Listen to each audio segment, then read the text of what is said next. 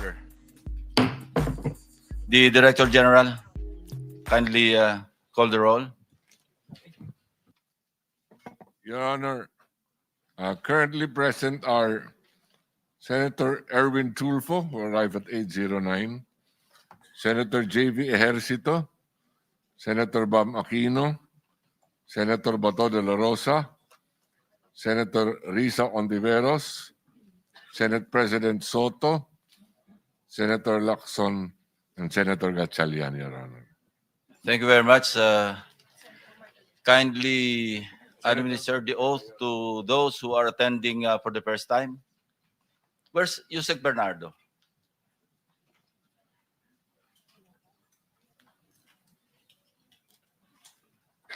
One minute suspension.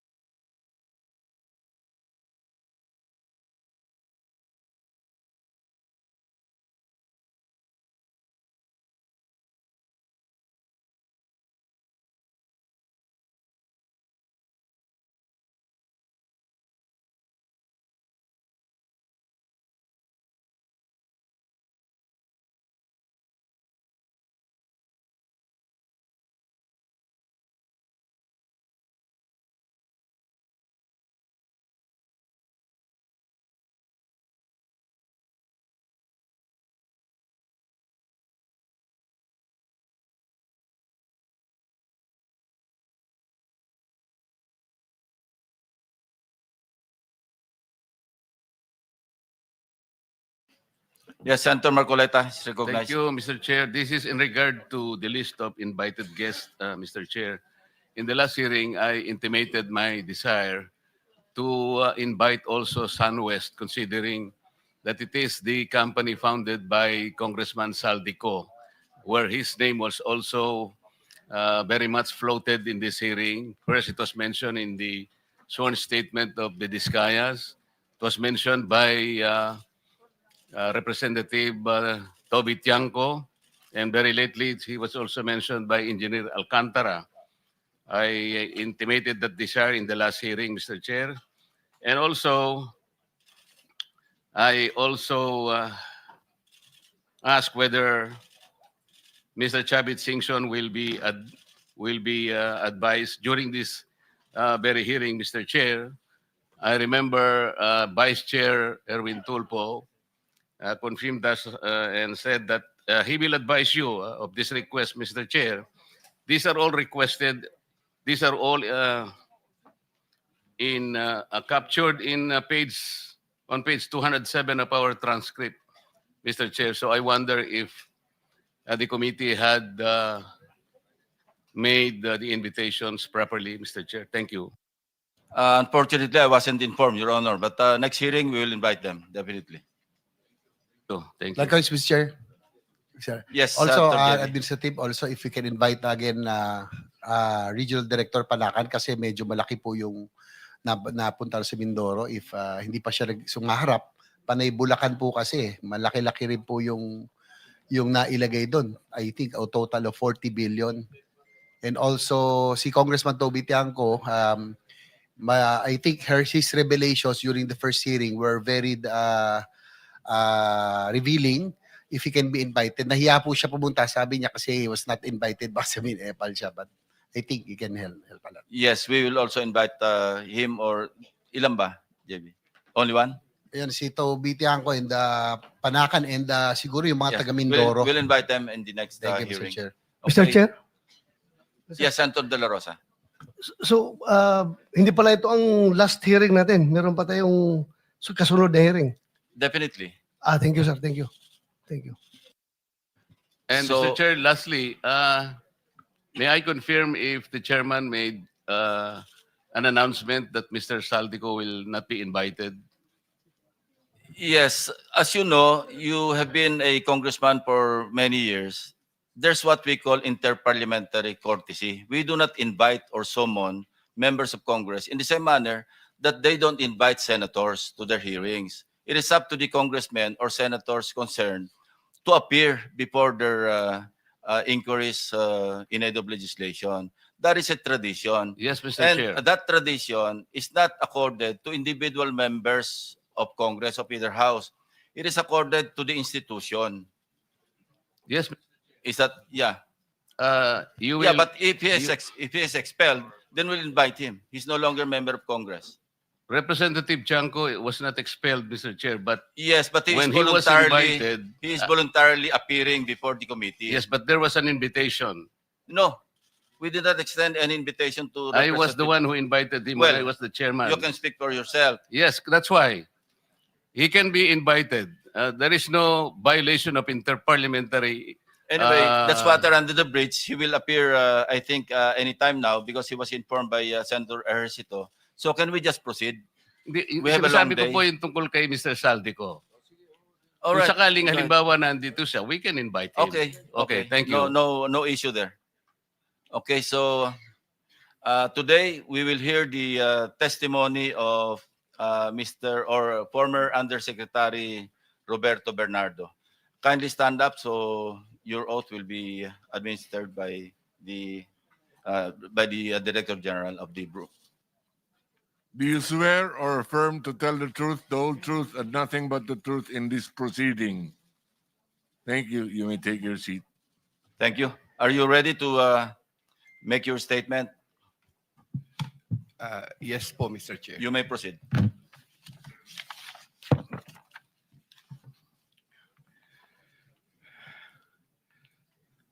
Dear Senator Lacson and honorable members of the Blue Ribbon Committee, I am Roberto Bernardo, formerly an Undersecretary for Operations of the Department of Public Works and Highways, DPWH. I was summoned to appear today before the Honorable Blue Ribbon Committee and required to testify in connection with its ongoing inquiry in aid of legislation into the reported anomalies in certain DPWH projects, flood control projects. Bago ko po ilahad ang aking nalalaman sa mga bagay na nais tumbukin ng kagalang-galang na Blue Ribbon Committee, ako po ay umaamin sa aking maling nagawa. Ako po ay hindi naging matatag at tapat sa pagpapatupad ng tungkulin na ipinagkatiwala sa akin ng ating pamahalaan at sambayanan. Taus-puso at puno ng pagsisisi na ako po ay humihingi ng kapatawaran sa Diyos, sa ating bansa at mga kababayan, gayon din sa aking pamilya, mga kaibigan at sa lahat ng aking binigo. Nakagawa po ako ng pagkakamali at pinahintulutan ko po ang aking sarili na maging kasangkapan sa pagpapatupad ng isang masamang gawain. Handa po akong gawin ang lahat ng nararapat upang maiwasto ang aking kamalian at maiwasan na ito'y mangyaring muli. I wish to assure the Honorable Blue Ribbon Committee of my full cooperation with the investigation. I am submitting an affidavit outlining my knowledge and of and involvement in certain events material to the subject of investigation. Moreover, I will disclose and expound on related incidents within my personal knowledge, mindful not only of the materiality of my testimony, but also of my rights, as well as fearful of what effects my disclosures will have on my family's safety and well-being. I have applied before the Department of Justice for coverage as a state witness under Republic Act number 6981, otherwise known as Witness Protection, Security and Benefit Act. I hope the Honorable Blue Ribbon Committee will find merit in my application and favorably endorse the same to the DOJ. With the assurance of the Honorable Blue Ribbon Committee that my rights and benefits under RA 6981 shall be respected, I am prepared to submit the aforesaid affidavit to Honorable Blue Ribbon Committee and swear to and testify on the same, with the approval of the Honorable DOJ Secretary on the disclosure thereof for such purposes. The highly sensitive nature of the disclosures made in my affidavit cannot be stressed enough. These deal with involvement in irregularities of 4 senators and 1 congressman, 1 member of a constitutional commission, and 1 undersecretary, seriously undermining public trust in 2 out of 3 branches of our government and a constitutional body, thereby posing a significant threat to our national security as it may lead to political instability, which may weaken the ability of the government to function effectively. 25 of September 2025, Makati City, Metro Manila. And this, Mr. Chair, signed na po ito. Okay. May we hear from Secretary Remulla since he mentioned about his application for admission into the program? Your Honor, we will have to evaluate his statements in relation to all the other testimonies that we have gathered in the DOJ and in the Blue Ribbon Committee. The Senate President, Mr. Mr. Chairman, Guzman. yeah. We would like to listen to your sworn affidavit, if you have one, or an affidavit that you will swear to complete the disclosure that you're talking about. Otherwise, those are mere general statements. Please, thank you. Yes, Mr. President, Mr. Chair, may I be allowed to read the Yes, you may proceed, Yusek Bernardo. affidavit? I, Roberto R. Bernardo, Filipino, of legal age, a resident of Malolos City, Bulacan, under oath, deposed and state. In connection with the ongoing Senate Blue Ribbon Committee investigations, I intend to submit this affidavit which provides details of my knowledge about matters within my jurisdiction relating to flood control projects when I was still serving as Undersecretary for Operations of the Department of Public Works and Highways. This affidavit lays out details. Sorry, excuse me. You have your counsel now with you? Yes, sir. Yes, po, Okay, Mr. on Chair. record. Okay. This affidavit lays out details of the involvement of legislators as well as other government officials with a commitment on my part to expand these disclosures as my best recollection of facts and records may serve. Since number 3, since the received an invitation to appear in these proceedings, I began collating, vetting, and consolidating all written communications, documents, tables, and matrices and lists in my possession, the retrieval of which has been difficult since I retired from public service last August 2025. With the benefit of more time and greater freedom to access files, I am confident that I can provide even more material and relevant evidences that would clarify the issues once and for all. Number 4, more importantly, I am executing and submitting this affidavit with my full and absolute consent as an integral part of my application to be admitted under the Witness Protection Program through the favorable recommendations of the Honorable Chairman of the Blue Ribbon Committee, Senator Ping Lacson, and the Honorable Senate President Tito Soto under Section 4, as well as Section 10 of Republic Act Number 6981, otherwise known as Witness Protection, Security, and Benefit Act before the Department of Justice. I attest and confirm that the names, dates, and transactions mentioned hereunder are based on my direct personal knowledge and have ample documentary support where necessary or desirable if given full opportunity to retrieve the same. Background facts. I earned my bachelor's degree in Bachelor of Science in Civil Engineering in 1984. I'm a registered civil engineer by profession. In the year 1985, I began my 40-year stint in the DPWH as a laborer. I then climbed the ranks through the years as Associate Civil Engineer, Engineer 2, Engineer 3, and as Assistant District Engineer, Assistant Regional Director. I then became Assistant Regional Director CESO 4 sometime in 2012 until my appointment as Assistant Secretary in 2016. I finally became Undersecretary more than a year later and remained such until my retirement on August 2025.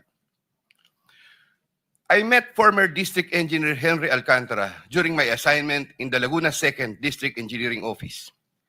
Engineer Alcantara, Engineer Bryce Hernandez, Engineer JP Mendoza, and Engineer Algie Jumasig all belong to the Bulacan 1st DEO. 2020-2040 scheme. Sometime after the State of the Nation address of President Ferdinand Bongbong Marcos Jr. in July 2025, and while I was already on sick leave, I heard from Secretary Bunoan for the first time that Engineer Alcantara, Engineer Hernandez, Engineer Mendoza, and Engineer Dumasig were engaged in contracting activities using the licenses of other contractors. Subsequently, Engineer Hernandez confirmed this arrangement through one of the legislative hearings and by other contractors whose license they used. According to Bryce Hernandez, their sharing is 20-20-20-40% from these activities.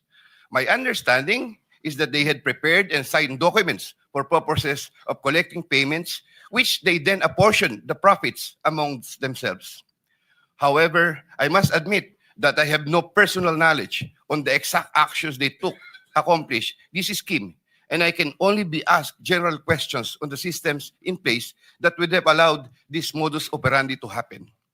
I categorically state that I have neither knowledge nor participation in these business activities, which were entirely done by Engineer Alcantara, Engineer Hernandez, Engineer Mendoza, and Engineer Dumasig on their own.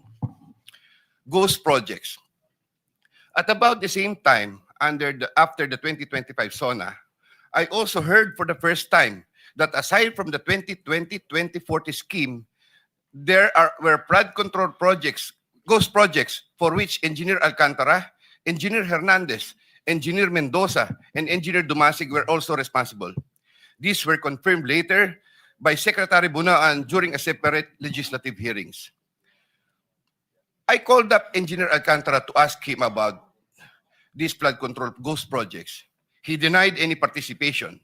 Subsequently, he likewise told me that he even convened the officers of Bulacan 1st DEO to confront them about these ghost projects, and that some officers, it was Engineer Hernandez who was the primary person responsible for the same.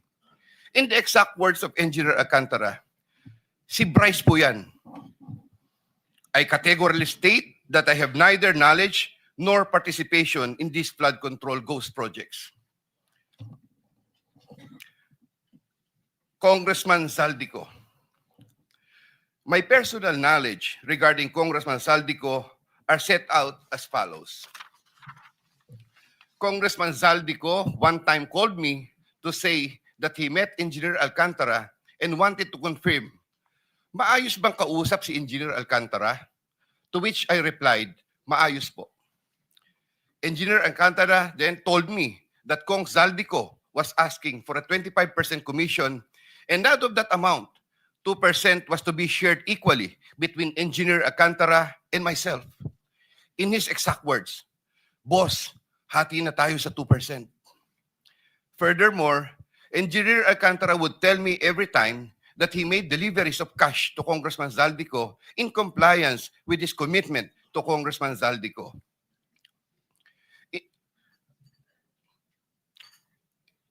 In this affidavit, I shall mention my personal knowledge regarding Senator Chis Escudero as follows.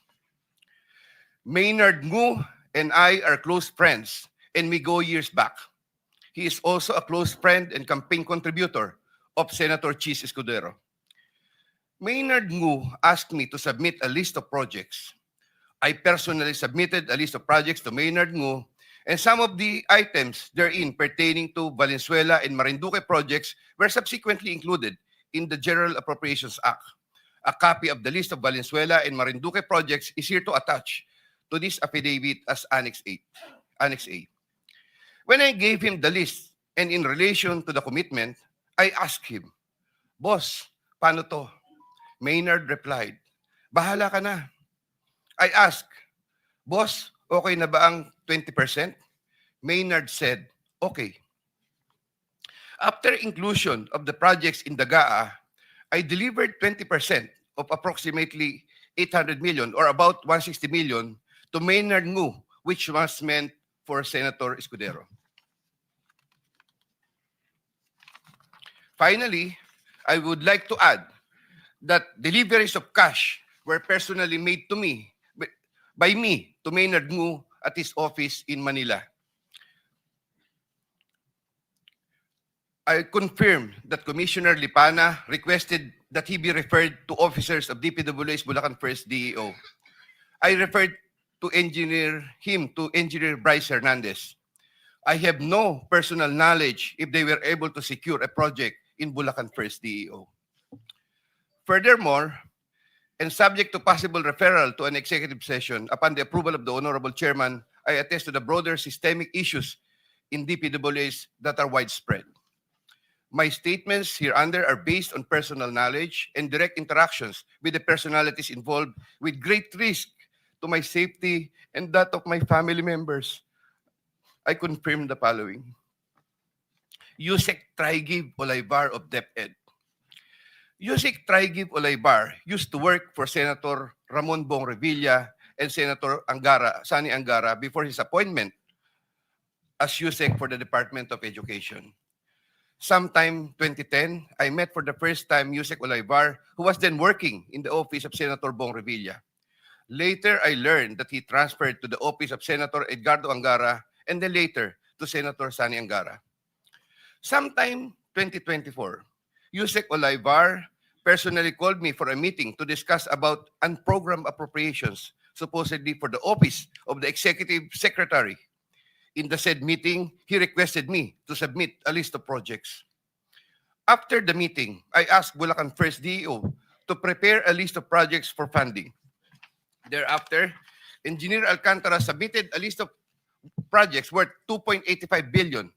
Here to attach as Annex B is a list of those projects. Subsequently, I submitted this list to Yusek Olaybar. Yusek Olaybar told me that the commitment is 15%. In his words, "Boss, 15 yan." Thereafter, the DPWH received a special allotment release order for 2.85 billion for the projects listed in Annex B. Engineer Alcantara, from time to time, would collect and deliver the agreed 15% commitment to me, which I delivered or caused to be delivered to Yusek Olaybar in Magallanes, Makati, and other places.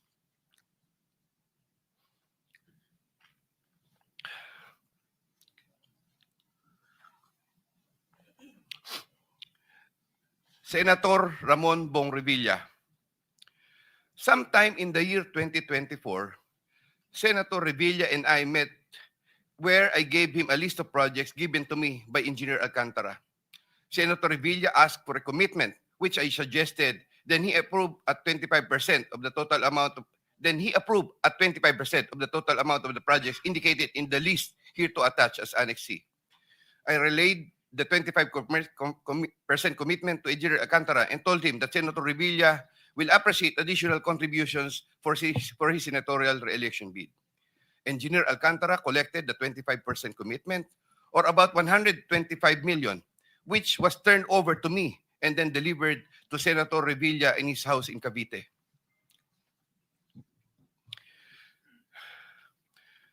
Senator Nancy Binay. Sometime in the year 2024, Carlin Villa, a staff of trusted confidant of Senator Binay, called me and asked for a commitment which was set at 15% of the total amount of the projects indicated in the list here to attach as Annex D. I relayed the 15% commitment to Engineer Alcantara. Engineer Alcantara collected 15% commitment, or about 37 million, which was turned over to me and which I then delivered to Senator Binay at a house in Quezon City. Given the complexities of the transactions and personalities involved, I humbly reserve the right to submit a supplementary affidavit if warranted in the premises. I attest to the truth of the foregoing statements based on my personal knowledge and authentic records.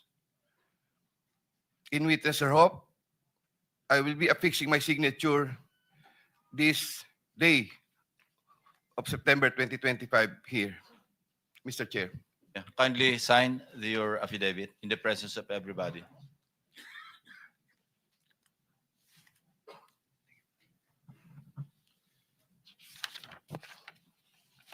Here, Mr. Chair, I have already signed it. For the record, you signed the same affidavit that you read, no?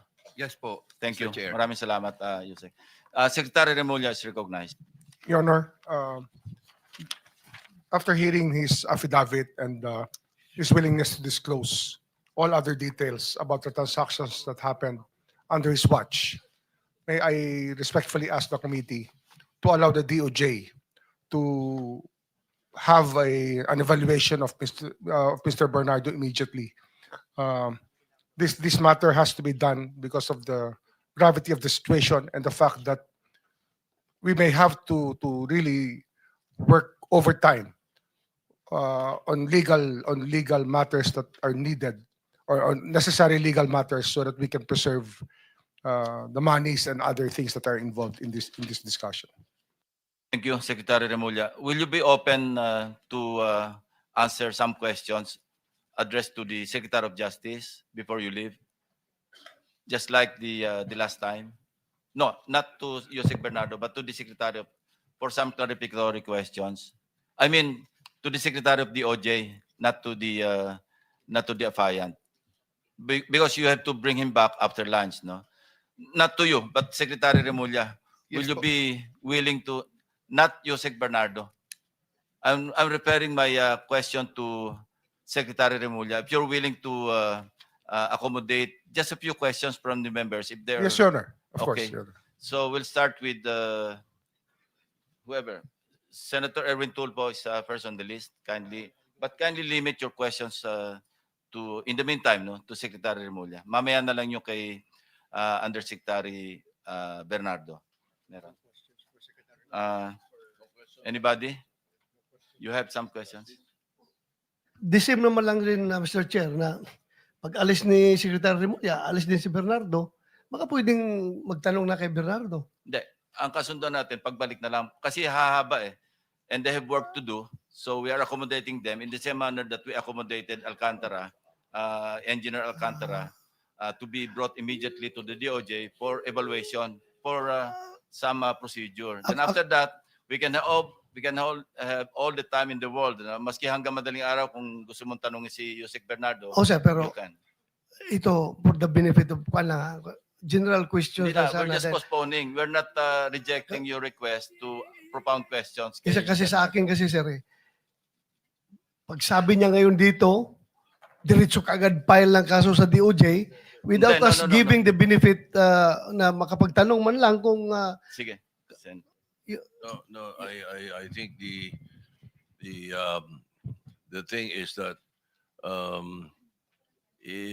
the Department of Justice, as much as possible, would like to evaluate first.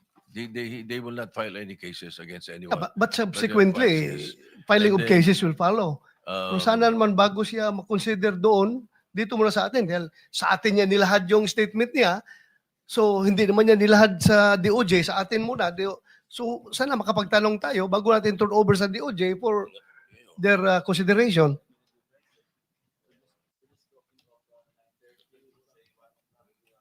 Mr. Chair, I think the point. Hearing is suspended.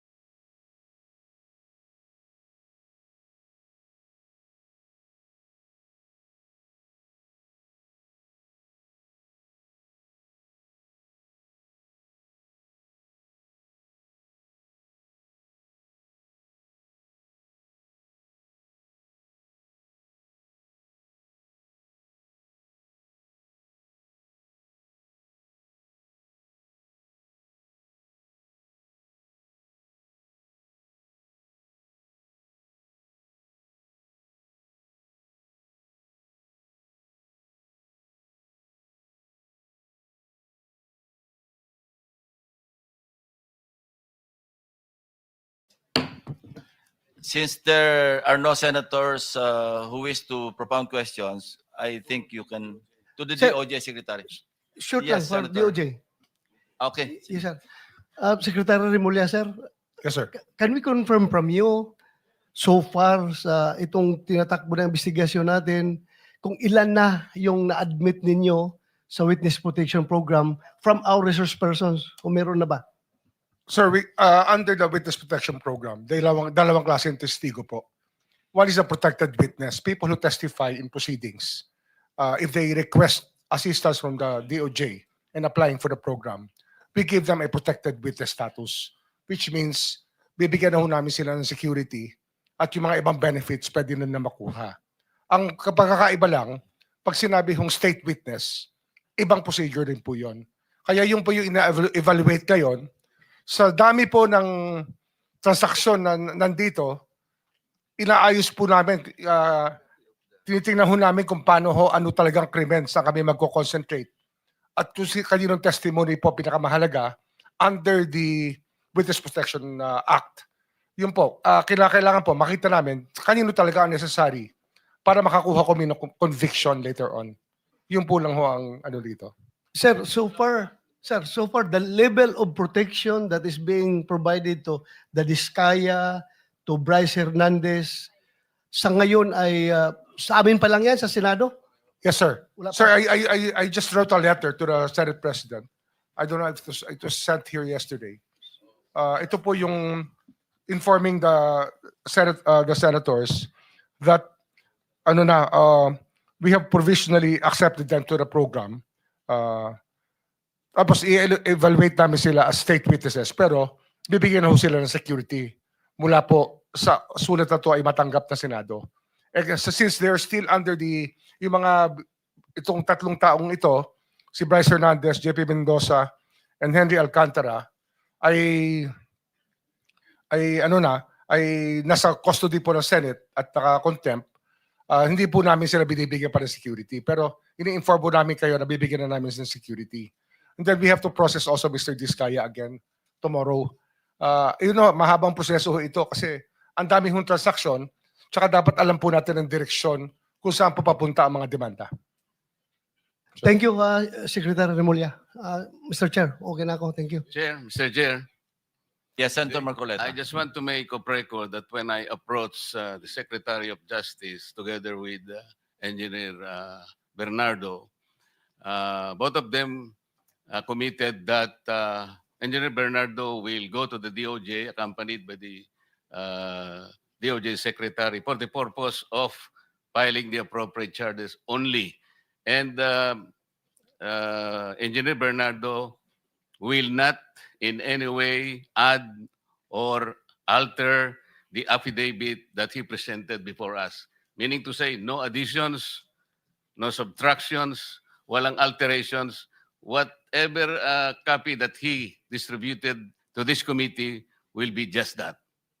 That is correct. Thank At you, saka, Mr. Chair. recorded naman po, nasa transcript, nasa YouTube, nasa AMPA. Yes, sir. Kaya kung mag-alter siya, he will be liable for perjury. Hindi po, no supplement, no nothing. Kasi No, po he yung iba, pagdating dito, nagsusupplement. Ang sabi niya, wala na po akong idadagdag. Yun lang po. Meron siya sa statement niya na I humbly reserve the right to submit a supplementary affidavit Yun nga if po eh. warranted. Kaya po in the sinabi ko sa kanya, premises. meron ka rito, magdadagdag. Kasi dapat sana alam natin because he presented himself before this committee, but whatever he does outside this committee, wala tayong kinalaman. Hindi na po natin nalalaman kung ano mangyayari. I mean, for purposes of transparency, Mr. President, you're saying Mr. Chair, that just kaya in po case, pumapayag na kami na dadal. Paano yung supplemental? Hindi na po natin malalaman. There will be no guidelines. Dito rin po yung dito rin supplemental. gagawin yung supplemental. Hindi nga po natin Ay, malalaman eh. We will not be guided. Ano ba sasabihin niya? Why not before us? Hearing is suspended. Resolved.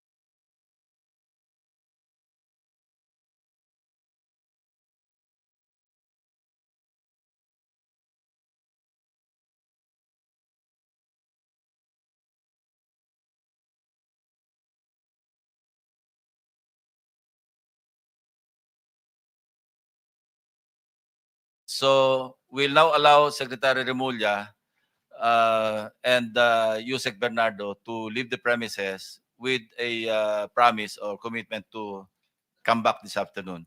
In the meantime, we are now opening to the members yung pagtatanong sa ating mga other resource persons. Yes, you may you're excused, Secretary Remulla.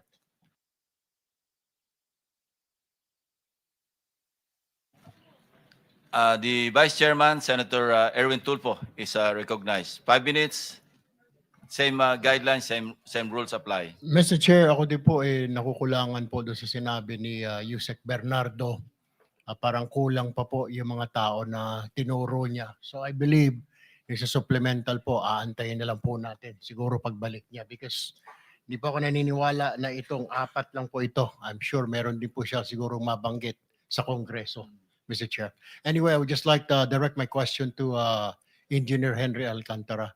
Mr. Alcantara, sangayon po ba kayo doon sa sinasabi ni Yusek Bernardo na dating boss mo? Doon po sa mga personalidad na binanggit niya, wala po akong personal knowledge. Doon naman po sa sinasabi niya na 15 po, ginagalang ko po yung opinion niya. Pero ako po talaga ay 25 po at kung ano po yung nasa affidavit ko, yun po ang dinadala ko po. Pinadadala ko po sa mga driver po. So magkaiba po yung sinasabi niya na 15% doon sa sinasabi niyo na 25% ang dinadala niyo po sa kanya. Yes, Sir Honor. Ako po, yun po talaga ang hinahanda namin at pinadadala po sa mga driver po, Your Honor. May babanggit po ba siya na doon po sa 25 na yon ay para kay senador na ganito lang o wala na siya binabanggit na meron din ako dyan? Wala po, Your Honor. So ibig sabihin, doon sa sinabi niya po na statement, linawin ko lamang, na 15% po ang dinadala niya doon sa mga umano'y mga kasamahan po namin dito versus doon sa binibigay mo sa kanya na 25%. Kulang po. Is that what you're saying? Ang bigay niyo po sa kanya 25%, pero yung nabanggit niya kanina ay 15% lang. So, nawawala po yung 10%. Saan po kaya napunta, Ginoong Alcantara? Hindi ko na po alam as far as ang knowledge ko po at ang dinadala po namin ay 25% po. Yun po ay hinahanda po. Kasama po ang mga tao ko na naghahanda po nun at nagbibilang, Your Honor. Chair, nawawala po yung 10% po na ito doon sa 25 na piniprepare nila. Pero po, Mr. Chair, ang tanong ko lang po ulit ay, pero sa pag-prepare po, hindi po ninyo natanong para kanino ba ito boss? Para kanino ba ito boss? Para kanino? Tama naman po yung mga pinagsasabi niya pong pangalan. I never asked po, Your Honor, kasi po siya lang naman po yung kausap ko po, Your Honor. Siya lang kausap mo. Yes po. Alright. Isa pa pong matanong ko po, kasi nabanggit na rin po ni ninyo, ng grupo ninyo, yung 3 pong kasamahan po namin earlier, o 2 po namin kasamahan, si Senador Jinggoy Estrada. Si Senador Jinggoy po ba, na-meet ninyo personal o kahit nakausap sa telepono in person? Never po, Your Honor, na kausap tungkol po sa ganyang bagay o sa telepono po. Never So, po. hindi po ninyo na-meet Yes po, Your or Honor. nakausap si Senador Jinggoy? Hindi po, maliban lang po nung, hindi ko po alam kung birthday yun, yung nasa picture po. Sinama lang po ako ng mga dating kasamahan ko po doon po sa okasyon. That's how you met Senator Yes po, Your Jinggoy. Honor. What about Senator Villanueva po? Senator Villanueva, nakakasama ko lang po siya pag may mga inauguration po, groundbreaking ng mga projects po sa Bulacan. Being the district engineer po, nakakasama ko po siya pag ganung mga okasyon. Okay, wala na po other than that. Yung mga communication, tawag, after that, yung mga ribbon cutting, kung ano man yan, opening ng kalsada, wala na pong tawag po late at night or after office hours, wala na pong ganon. Wala po, yun lang pong insidente na nag-text siya sa akin na mag-follow up lang po nung request niya kay Secretary Bonoan. Dito po sa budget hearing, yun po, doon ko po siya kinausap dito tungkol po doon sa request niya kay Secretary Bonoan. Pero sa labas po, hindi po kami nagkakasama. Maliban lang kung minsan po, nanonood ako ng PBA, nanonood siya, magkabilang side po kami. Nagkakawayan lang po. Bilang respeto ko po sa kanya. All right, Mr. Chair.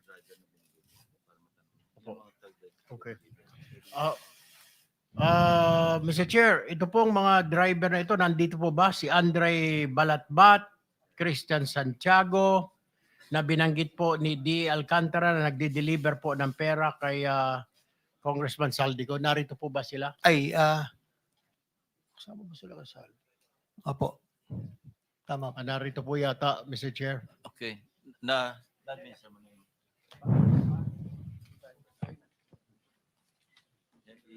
administer lang yung oath. Ito yung debit ng dalawang driver. Hindi ko nakita. Para matinaw yung flow. Yung flow ng ano.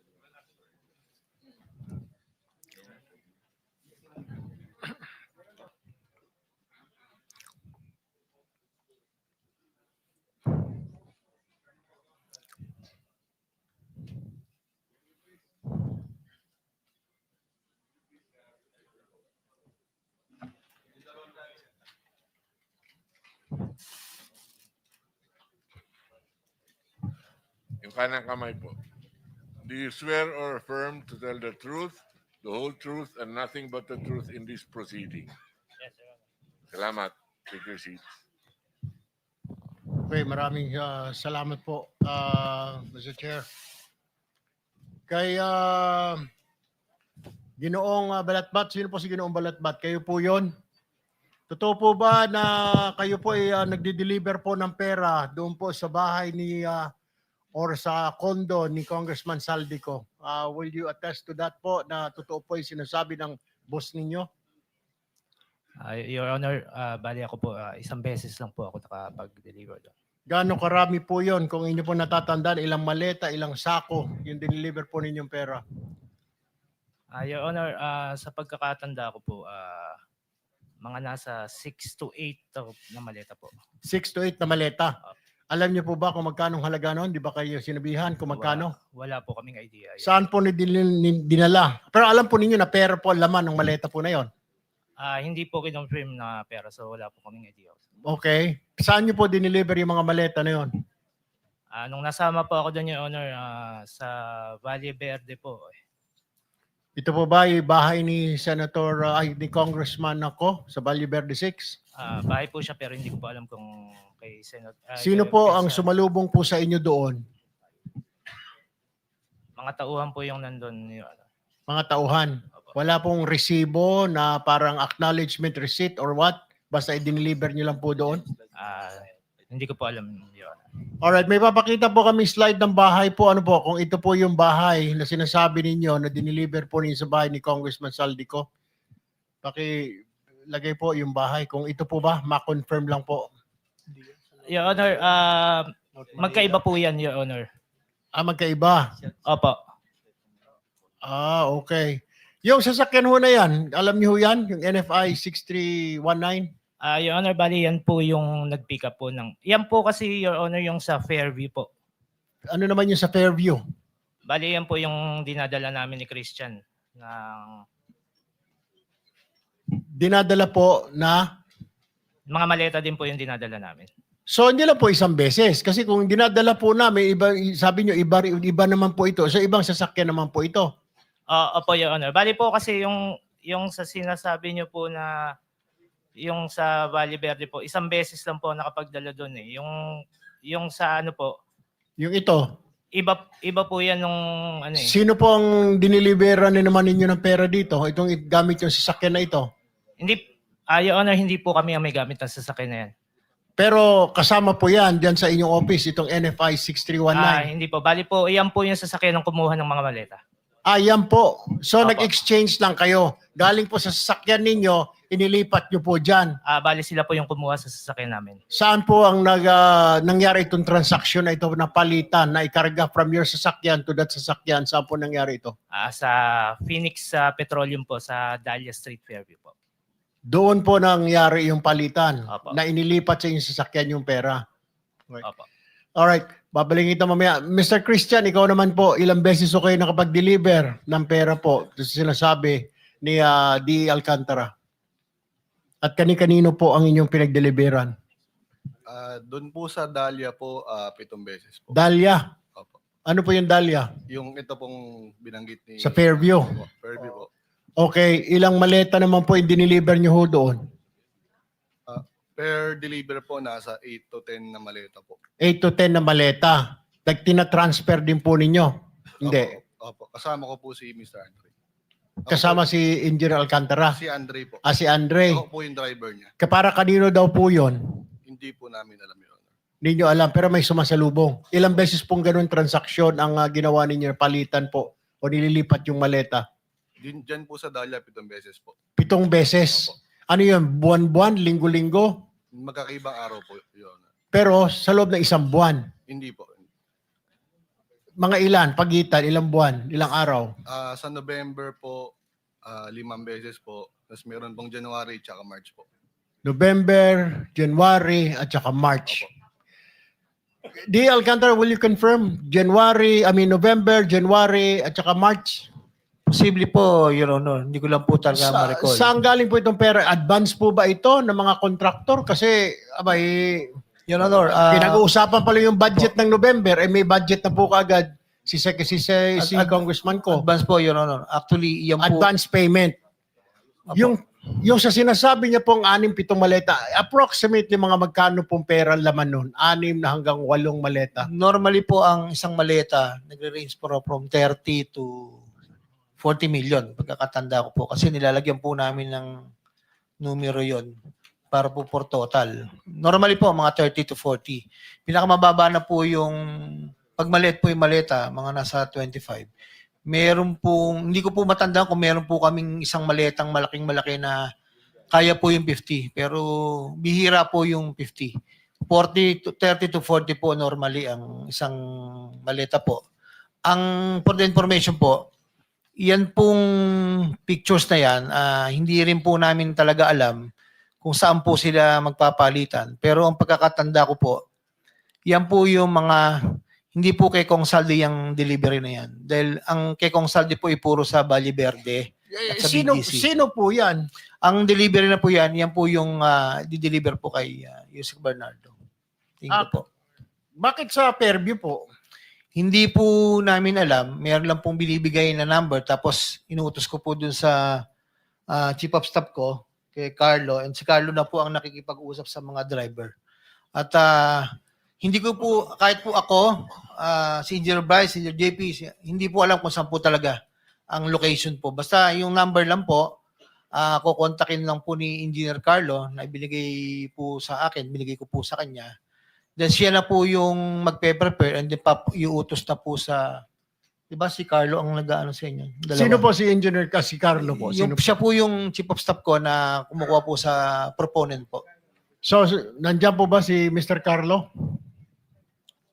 Naimbitahan po ba, Mr. Chair? Alam ko, Pwede po ba matanong natin? Kasi parang, so si Carlo ang tinatawagan po ng proponent. Hindi po. Nagte-text sa proponent. Ako po ang nag-uutos po. Ako po ang kausap po. Upon the instruction of the proponent. Huwag na natin sabihin proponent, nalilito ang tao, politiko, Yes, sir. congressman o senador. Ganun po ba yun? Yusek Bernardo and Saldi ko lang po. ang kausap. Si Yusek Bernardo. Kasi Yes, may po. nasabi po silang Congressman Saldi, ito po si Balatbat kanina. Opo. Nung nagdi-deliver na po sa Valle Verde, sabi ko nga po sa statement ko, sir, Your Honor, meron pong times na dalawang beses po sa BGC sa parking. Tapos po, and the rest po is sa Valle Verde po, na bahay po dun sa, hindi ko lang po kung talagang kanya. Sinasabi po ni Ginoong Christian ay 7 beses daw po. Panay kay Bernardo lang po ba yon yung delivery na yon? Or may mga congressman po doon at senador? Ay, ako po, Your Honor. Opo, yun. Sinabi po ni Christian kanina, 7 times po siya nag-deliver. Kay Congressman Saldi po, nakakasama po yung ilang driver po doon. Minsan po kasama po ko, minsan sila na lang po dahil alam na po nila. Doon po sa kay Yusek Bernardo, tingin ko po ito po yung lugar na yan. Kasi po putol-putol po 'yan eh, hindi naman po biglaan po, Your Honor. Okay. Paano nila nalalaman na na-deliver na? Baka mamaya tinakbo na ng inyong driver. Meron ba kayong confirmation na natanggap mo na ba, boss? Natanggap mo na ba, Kong, yung pera? Nandyan na, 7 maleta? Paano po ninyo nasasabi sa kanila? Your Honor, ang instruction po ni Carlo, instruction ko po sa kanya, yung pagbibigyan po dito sa Fairview. Actually, parang nagpapapicture pa yata sila. Pero hindi ko po kilala yung tao. Yun lang po yung pinadala po doon. So pinagkakatiwala nyo sa tao na hindi kilala. Yun po kasi yung binigay po na number. Pangalan at Yes number. Po, opo, opo. Nung politiko o nung ni undersecretary. Yes po, Your Honor. Alright, okay.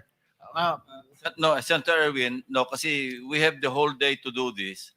Bibigyan namin kayo ng extra 2 minutes. Everybody for that matter, no? Kung gusto niyo i-avail yung additional 2 minutes, tuloy-tuloy lang para mas mahaba. Hindi naman tayo constrained sa oras. So, you may continue. Thank you, Mr. Chair. Si Carlo Rivera, nakapanumpa ka na ba or this is your first time here? Naka-attend na po ako last hearing. Nanumpa ka na ba? Apo, yes po. Nanumpa ka na rin. Okay, Carlo Rivera. Yung pinagdeliveran mo ng pera sa Valle Verde, sino po? Si Congressman ba mismo ang tumanggap? Yun po, inuutos lang po namin sa driver. Sila po ang nagdi-deliver po doon. Yung driver. Apo. Ay yung Yes, po ang doon sa Dahlia, sa Fairview. Yan po is, bibigay lang po sa akin ni D.E. Henry yung contact number. Then po forward ko po sa kanila. Sino yung nakakausap mo po sa contact number?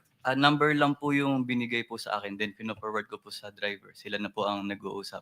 So hindi mo actually alam kung sino yung doon sa kabilang linya, kung sino yung number na yon. Apo, yan. Wala pong sinasabi. Wala po. Alright. Balikan ko mamaya, Mr. Chair. Siguro sa second round ko. Puntahan ko lamang po si Ginoong Bryce Hernandez. Mr. Bryce, yung pinagsasabi po ni Yusek Bernardo, tama naman po. Agree po kayo o may kulang? Your Honor, parang kulang po yung commitment na binanggit po ni Yusek Robert. Kasi as per instruction po sa amin ni Boss Henry, nasa 25% po ang pinapaprepare na obligasyon. Okay, pero yung sinasabi po niya kasi 15% para kay Ulay Bar daw. Pero every time po ba 25 yung binibigay nyo lahat? Pag po ganun na senatorial funds, ano po, minimum po yung 25%, nagiging 30 pa nga po. Pag sa senador dinideliver? Sa tao, staff po ng yes po. Staff po ng senador Yes po. dinideliver. Yes So po, nasa Your Honor. 30. Yes po. Yung mga tao po nabanggit niya na bago ngayon, tama po ba yon? Or ngayon nyo lang po narinig? Your Honor, ngayon ko lang po nadinig yun. Hindi ko na po abot yun, Your Honor. Balikan ko po si Engineer Alcantara, itong mga tao pong nabanggit, sina Chis Escudero, sina Nancy Binay, Bong Revilla, personal na po ba ninyong na-meet ito? Or paano po, naka-text ninyo? Hindi po, Your Honor. Ngayon ko lang po narinig about Escudero, Binay, yung Bong Revilla po, yung 300 million, si Yusek Robert po ang nambagit sa akin na sinabi ko po sa affidavit ko po. Wala po akong komunikasyon, hindi ko po sila nakakausap. Ang kausap ko lang po ay si Yusek Bernardo po. Okay. At one point, nakapunta ka sa birthday party o alam mo yung mga kababayan ho natin, baka may mga litrato po, nandun po kayo sa mga birthday, sa mga kasalan, what have you. Wala po.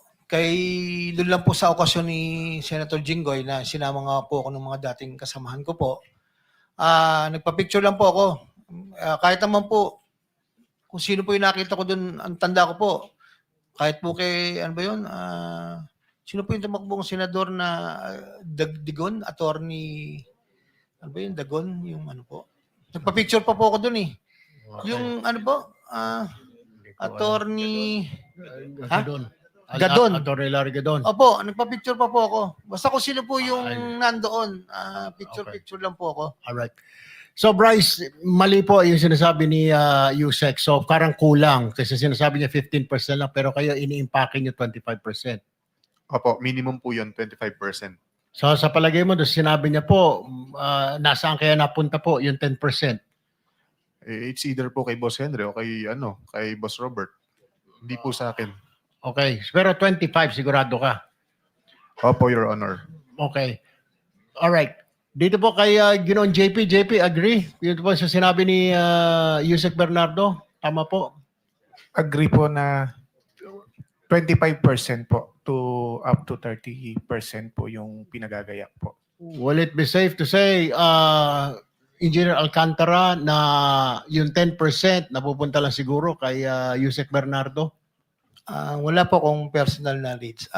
Pero kayo po, pag inabot ninyo na sa 25%, lahat po yun. Yes po, ito po yung pinaprepare ni Engineer Carlo sa tamang 25 to 30. Siya po ang nagpe-prepare po lahat. Kami po sa box. Ano po yun? Yun po talaga yung percentage po, 25 to 30 po. Your Okay, Honor. kaklarify ko lang, Yusek, pag congressman, senador, 30% po ba ang binibigay ninyong komisyon o yung pinapadala ninyo? Your Honor, kay Congressman Saldi po is 25 nga po. Kay sa senador po, wala po akong knowledge. Basta si Yusek Bernardo po ang nagsasabi sa akin na ganun po. At So yan- it's Yusek Bernardo ang contact po ng mambabatas, hindi po kayo rekta. yes po, Your Honor. Alright. Ngayon, linawin ko rin po, yung para po sa pass-through charges sa mga district representative, meron din po yan. Kasi pa yung tinatawag na parking fee. Hindi naman niya lugar yun, hindi niya distrito, pero kailangan lagyan ng pondo doon. Magkano percent po ito? 5% po, Your Honor. Hindi 6%, 5%. Meron pong panahon na nag-6 po dun 2024 kasi po yung pong ito po ay sariling plano ko po. Actually po, ginagawa ko pong contingency sa iba at ang plano ko po talaga doon ay ibigay po kay Senator Joel po kung ano mo po yung makokolekta. Kung sino po yung mga, hindi naman po lahat, piling-pili lang po yung mga contractor na inaas ko na makahingi po ng tulong. Yun lang po, Your Honor. Mr. Chair, nais ko lang po liwanawin ito sinasabing pass-through charge for the district representative. Ito po, kung ikaw ay hindi mo distrito at ibinaba mo doon sa distrito na yon, bibigyan mo yung congressman ng distrito na yon ng 6%. Tama po? Sa representative po, 5 Parking fee po. 5 po. 5%. Sa representative. Opo, yes po. Unfortunately, your extra Hindi, 2 minutes is up. One last question lang po. Ah, sige, one last one question. Total po nito dahil may District Engineering Office 8.5%, COA 1%, Contractor 5%, Losing Bidder 3%, Actual Project Implementation 30%, 83.5% po. Tama po. Ang binabawas po sa pagbinaba ang pondo. So Yes. magkano po natitira nila sa pondo sa mga commitment? Commitment po, yun po, yung 25 to... Lahat-lahat to po, 30 lahat-lahat pati sa inyo na po. Bilisan na lang po natin. Commitment po sa back po ay Kaya nga po, estimate na lang sir, magkano natitira para sa proyekto? Magkano po? 30 to 35 po. 30% na lang Opo, to 35. 30 to 35. Normally Dahil po. yung 65% na sa commitment lahat. Sa taxes po and commitment. Yes, sir. Taxes and commitment. Pero mas Yes, po. marami yung commitment. Yes po. Thank you. Salamat po. Thank you. Senator JB Ercito is recognized. Thank you, Mr. Chair. Again, I would like to get to yung sistema ang gusto natin malaman po rito. Siguro Engineer Alcantara, pagpatuloy na nabusan ako ng oras na nakaraan. Noong nakarang hearing, nabanggit mo na sa affidavit mo na sa dami ng projects sa district mo at sa laki ng pondo na naibaba doon, hindi na kaya. Yung absorptive capacity nyo, nasagad na. Kaya nga sabi mo na ikwento mo na dahil bumabaha ang project sa Bulacan, nag-farm out ka na. Naghanap na kayo ng ibang distrito, nakakargahan. Tama ba? Diba? Yun ang sinabi nyo kanina. Yes, Sir Rodor. Nakakagulat na bilyon-bilyon piso pala ang pwedeng pakilaman ng district engineer. So ganun ka-powerful o ang inyong kapangyarihan na pwede na rin kayo na maglagay sa ibang distrito. Your Honor, hindi po ako ang personally na naglalagay. I just want to clarify po this po. Upon the instruction of Congressman Saldico, sabi niya, masyado nang malaki yung Bulacan. Pwede ka man tumulong na makapagbigay din sa mga ibang district? Sige po ako, subukan ko muna pong kumausap. So, hindi po politiko ang kausap po rito. It's the district engineer ko. Gusto niyo ba merong ganito, merong ganito. Kung sino ang interesado, papasa po ng listing sa akin, Your Honor. So si Congressman Saldico ang nagsabi na maghanap ka ng pwedeng kargahan. Po, kung meron daw pong gusto. Your Honor.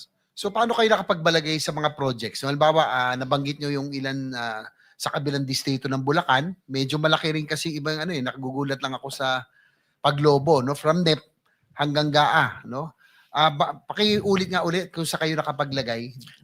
Tarlac first, Tarlac second, Pampanga third, and Bulacan second po.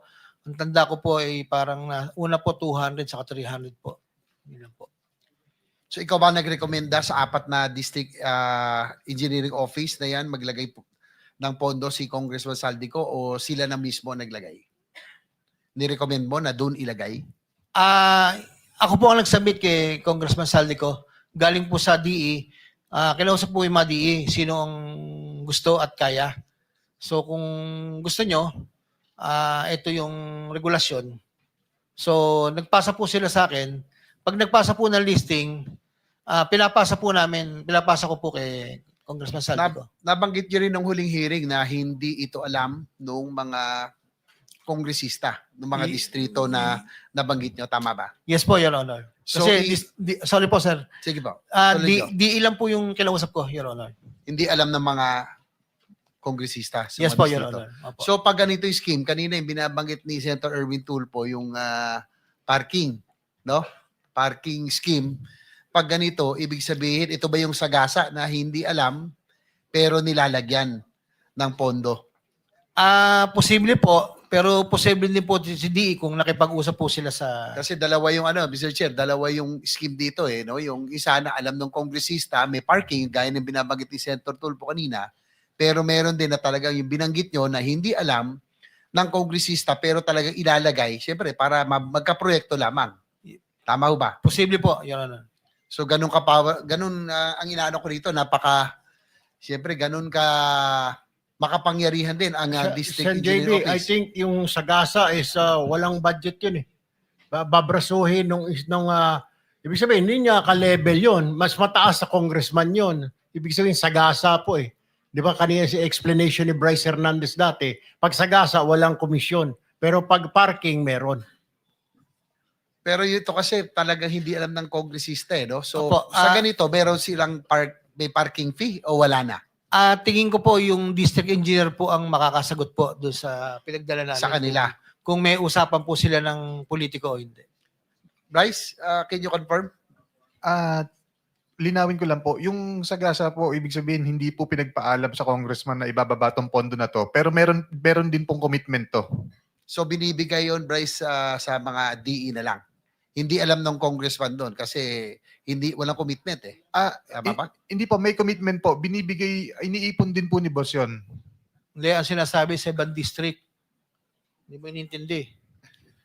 Sandali. Ang pinag-uusapan Yun ang natin point. dito, yung ibang district po, Your Honor, di po ba? Yung ibang Tinatanong district, ni- yung pong binigay sa ibang distrito. So baka hindi alam ni I'm sorry, Your Honor, galing po ako hindi niyo ng alam. washroom. Pinakonfirm. Anyway, hindi naman sa inaano natin na gusto ko lang matanong din yung kapangyarihan ng isang district engineer. Nabanggit nyo nung kamakailan. Yung pong mga proyekto, alam mo, si Senator Joel nag-request na mga school buildings at iba pa multipurpose yata para Yes sa po, Bulacan. opo, Tama ho? Opo. Pero sinabi nyo dahil ubos na ito'y pinalitan nyo na lamang ng flood control projects. Tama ho ba? Actually, hindi po ako ang nagpalit, Your Honor. Sino po? Sa central office po, kami po ni Yusek Bernardo ang nag-usap.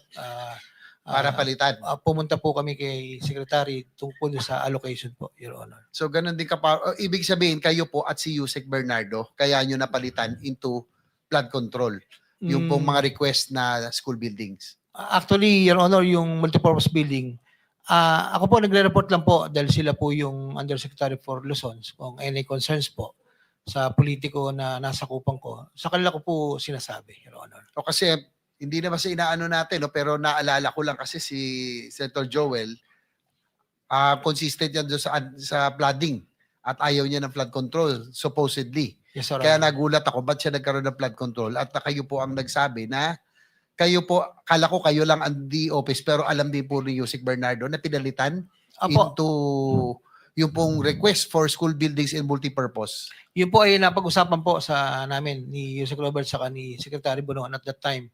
Kasi nga hindi na po kayang i-accommodate po yung 1.5 na request po, Your Honor.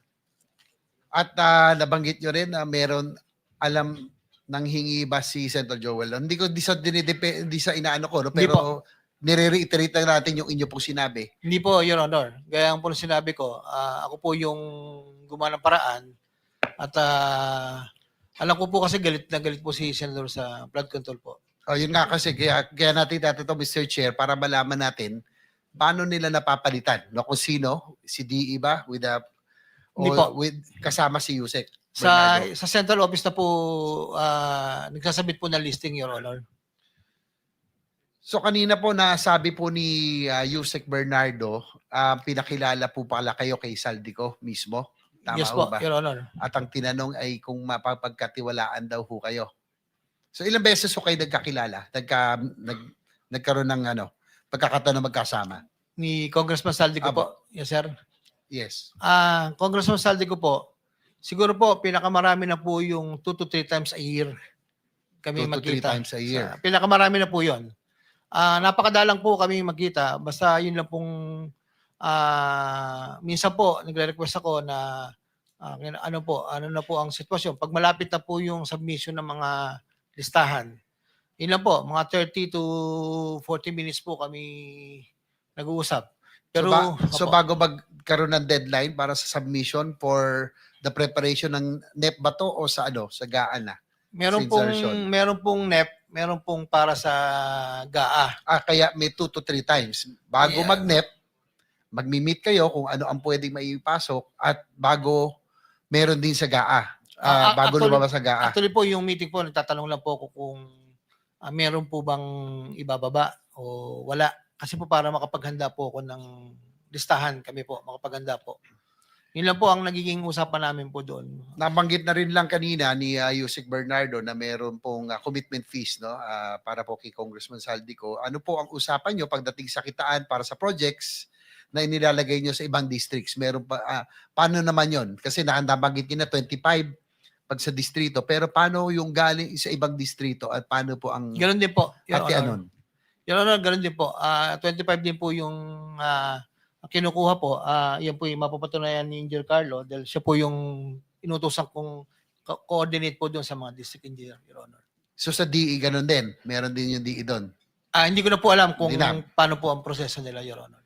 Well, itong anomalya ng flood control projects ay iba ituturing na isang malaking organized crime syndicate. Kaya nga, sana makabalik tayo muli doon, Mr. Chair, doon sa mga talagang perpetrator, sa mga nagsimula nitong nag-draw up nitong scheme na ito. No? Nakakalungkot, parang napupunta tayo dito sa mga kasama natin. Sinabi mo sa affidavit mo, ang connection mo kay dating Yusek Bernardo ng DPWH na kayo ay magkakilala noong 1997 pa. Malaking papel ang ginampanan mo sa pag-angat ng iyong career sa DPWH at mukhang malaki rin ang papel niya sa iyong pag-unlad, no? Sa madaling salita, malalim ang sabi na nga, malalim ang bulsa at pinagsamahan ninyo, no? Kanina umamin naman si Yusek Bernardo at humingi ng tawad. Sa tingin niyo ba, bakit lubos ang kayong pinagkatiwalaan ni Yusek Bernardo? Ano ang binigay at pinakita mo sa kanya para ikaw ay mapili niyang tulungan makaangat sa buhay? Actually po, Your Honor, 1997 pa po, magkasama na po kami. Hanggang tumas po siya ng posisyon. Kami po talaga yung mga sinasabi po sa distrito na bata-bata po nila, ganun. So, yun po yun. At siguro po, yung pagtitiwala po, hindi naman po talaga ako sumisira pagdating po sa pera, Your Honor. Siguro bago lang magtuloy kasi tapos na yung oras ko, no? Si Engineer Bryce, papakonfirm ko lang yung pagpalit ng proyekto na nabanggit kanina ng boss mo, no? Yung school building, ginawang flood control. Do you confirm na si boss mo lang yon o kasama ang central office si Yusek Bernardo? Si boss po nagutos na gawing flood control po yan. Tsaka may gusto lang din po ako linawin. Yun Sige. po kasing sa obligasyon na 25%. 25 tama po, 25% po ang kinukuha. Pero kinukuha po ni boss yun, 25% sa ABC, hindi po dun sa proponent. So kung kukumpitin nyo po yun, meron po 2% na napupunta kay boss dun. Mr. Chair, Senator JB, Yes, sige. pwede mo clarify lang kung, Go ahead, please go ahead. kung sino yung boss na sasabi niya, Bernardo ba or Alcantara? Boss Henry Alcantara ko po. Alcantara. Thank you, Senator JB. Yung po, so ibig sabihin may 2% pang extra doon sa bukod sa 25% na sa proponent na sinasabi, yung commitment. Ibig sabihin po, yung 25% po, for example, kung 100 million po yung binaba, ang 25% po nun is 25 million. Pero kung i-compute mo po yung 25%, based po dun sa may appropriate budget cost, nasa 23 million lang po yun. So may extra 2 million po, kay Boss Henry po napupunta yun. Engineer Alcantara, Papatunayan po ni Engineer Carlo yan, Your Honor. Your do you Honor, confirm? hindi po gano'n ang computation po noon. Kay Congressman Saldi po, nung tinanong ko po siya, 25% po talaga yung allocation. Tinatanong ko po kung saan po ibabase. Pero yung iba po, tulad nung kay Senator Joel, sa appropriation po, diretso po yun. That's why 150 po. Yung iba po, ABC, yun po, nagiging contingency funds po ng office po pagka may mga request. Opo, Your Honor. Pero hindi po sa akin yun. Nahirapan ako sa sa computation na parang iba yung accounting nila eh. Ha? Iba yung accounting. Debit, credit, kupit. Parang iba yung accounting ng Hila, Mr. Chair, mamaya na lang pag nandito na si Yusek Bernardo. Yes, Senator De La Rosa is next. Senator Bam, sorry. Thank you, Mr. Chairman. Nandito po ba yung representative ng DPWH? Pwede po bang umupo muna dito sa harap? Yes, there is a representative from the DPWH. Si Gerald Bisnar, actually. Yeah. Haba pong paupo si... Anong pangalan? General Arthur. May mga tanong po ako tungkol sa CMPI, no? Diyan po iikot yung mga tanong ko, sir. Pero bago yon, gusto ko lang po tanungin si Engineer Henry. Last Blue Ribbon, tinanong ko po si Engineer Hernandez kung meron bang, may pinalampas ba kayo na proyekto na walang porsyentuhan. Sabi ho niya, lahat may porsyentuhan. Classroom, building, kalsada, tulay, flood control, lahat na. Do you confirm this, Engineer Henry? Yes, Your Honor. Lahat po ng project ay meron po ang office at meron po ang mga proponent po, Your Honor. Meron bang proponent na hindi tumatanggap?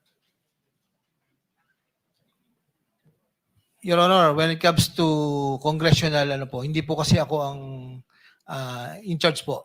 Sila po yung kausap po ng contractor. Kaya I don't have the personal knowledge how much it will be. Ay, sorry. Yung flow of money kasi, hindi magagaling sa'yo?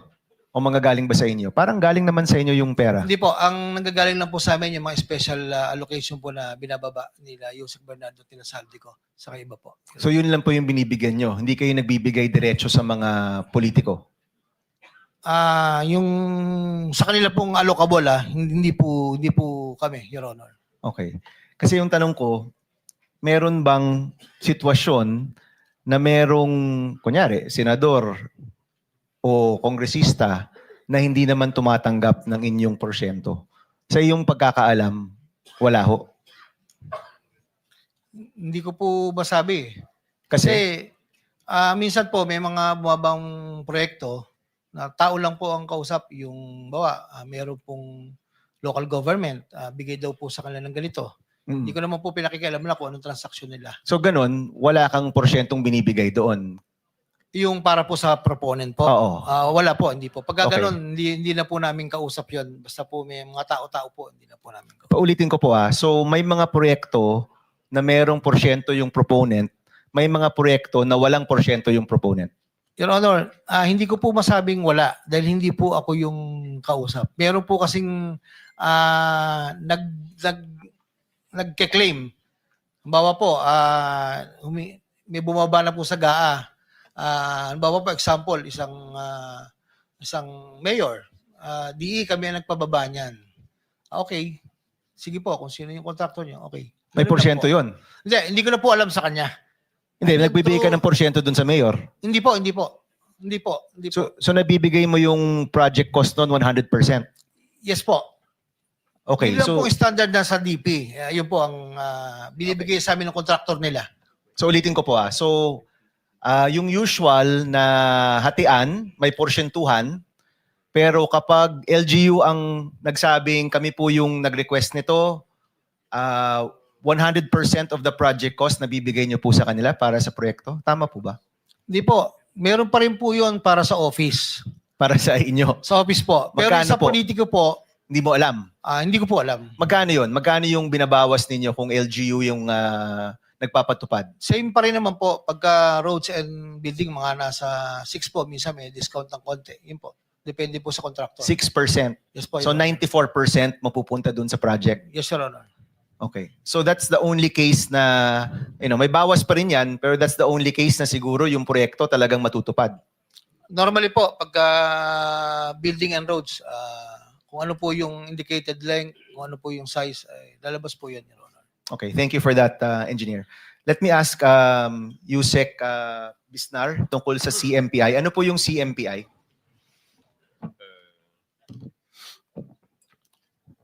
Good morning po, Mr. Chair. Good morning. Yes, sir. Good morning, Your Honor. I am Yusek Arthur B. Excuse me. Bisnar and Tekot ka. Yes, sir. Papa-out ka lang. Yusek Bisnar, kindly stand and raise your right hand. Do you swear or affirm to tell the truth, the whole truth, and nothing but the truth in this proceeding? Thank you. Sorry, Yusek, itong tinatanong kong bago po kayo, no? Tama po, no? I was appointed yesterday. Okay. Okay. Your Honor. Pwede po kayo mag-call a friend. Baka po may Yes, sir. matagal na pong nandyan na pwede pong sumuporta po sa inyo. Actually, I have with me Director Borromeo of the Bureau of Construction. Baka po si Director Bonomeo Yes, na lang po, Yusek, ang tanong ko. Very technical naman po yung mga tanong ko po. Sige po. Is that ASEC Borromeo or Director Borromeo? Then nag-oath na po kayo, Mr. Borromeo. Director po, ASEC? Director po. Director, okay. Director Borromeo, ano po yung CMPI? CMPD yan, sir. CMPD, ano yung CMPD? Construction Materials Price Data. How is that determined? So, determined, yan ang nag-control ng mga presyo ng mga construction materials na ginagamit natin to derive the DOPA of the project. So, lahat na yan, sir, before naibigay na yung authority ng CMPD sa mga implementing offices sa region at sa district, at ngayon, ibinalik na natin sa central office para makontrol natin Ayun. ang mga presyo. Bakit niyo po binalik sa central office, Director? Kasi mayroong mga discrepancies na, sir. Na Okay. Maski yung kapitbahay na district office, Ang lalayo ng presyo.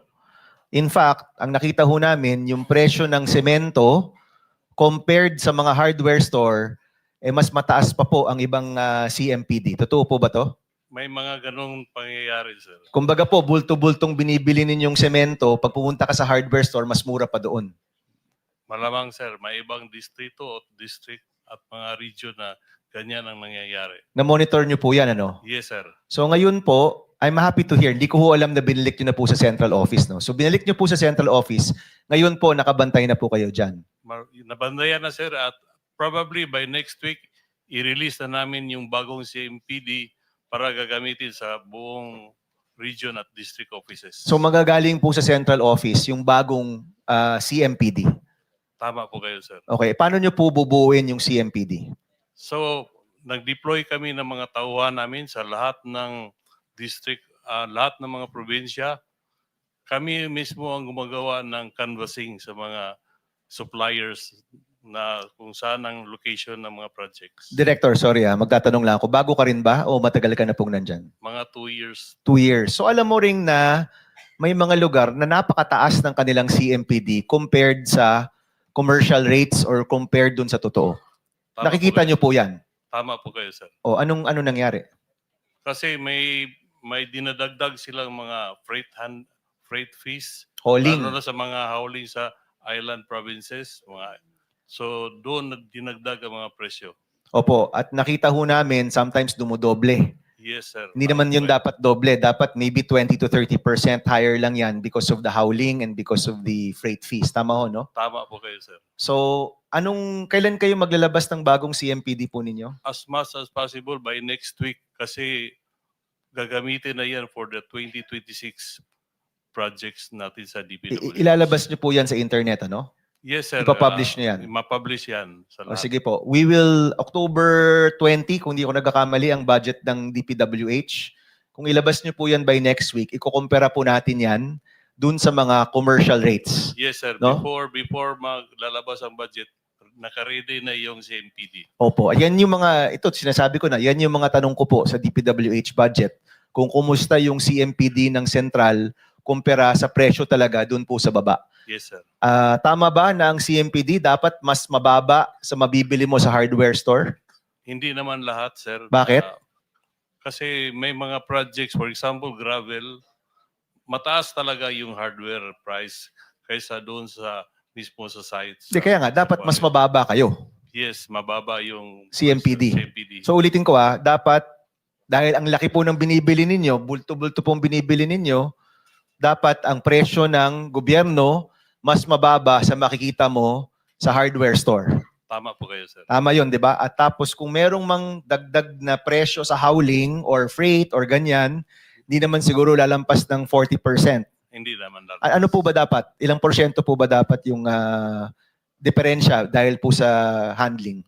Usually, sir, yung mga hauling distance, kung 10 kilometers lang, free na yun, free na ang handling. Delivery, opo. Pero more than the 10 kilometers, may dagdag na 20 to 30%. Oh, pero hindi lalampas. Yes, sir. Hindi naman dodoble o triple.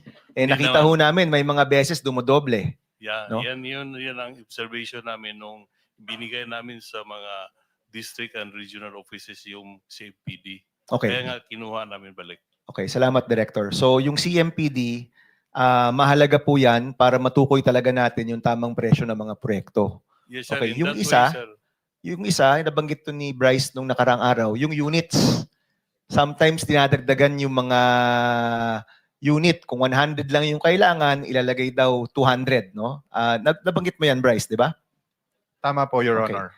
Paano naman ho natin yan mache-check na yung units ay tama dun sa design, no? So kunyari, may sabihin mo na classroom.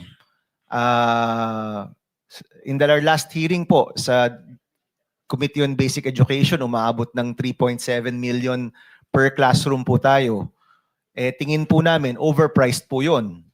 Nahihirapan po kami makahanap ng tamang presyo kasi yung unang-una, yung CMPD, palagi ko mali, masyadong mataas. So maybe we can now use the CMPD that DPWH will publish.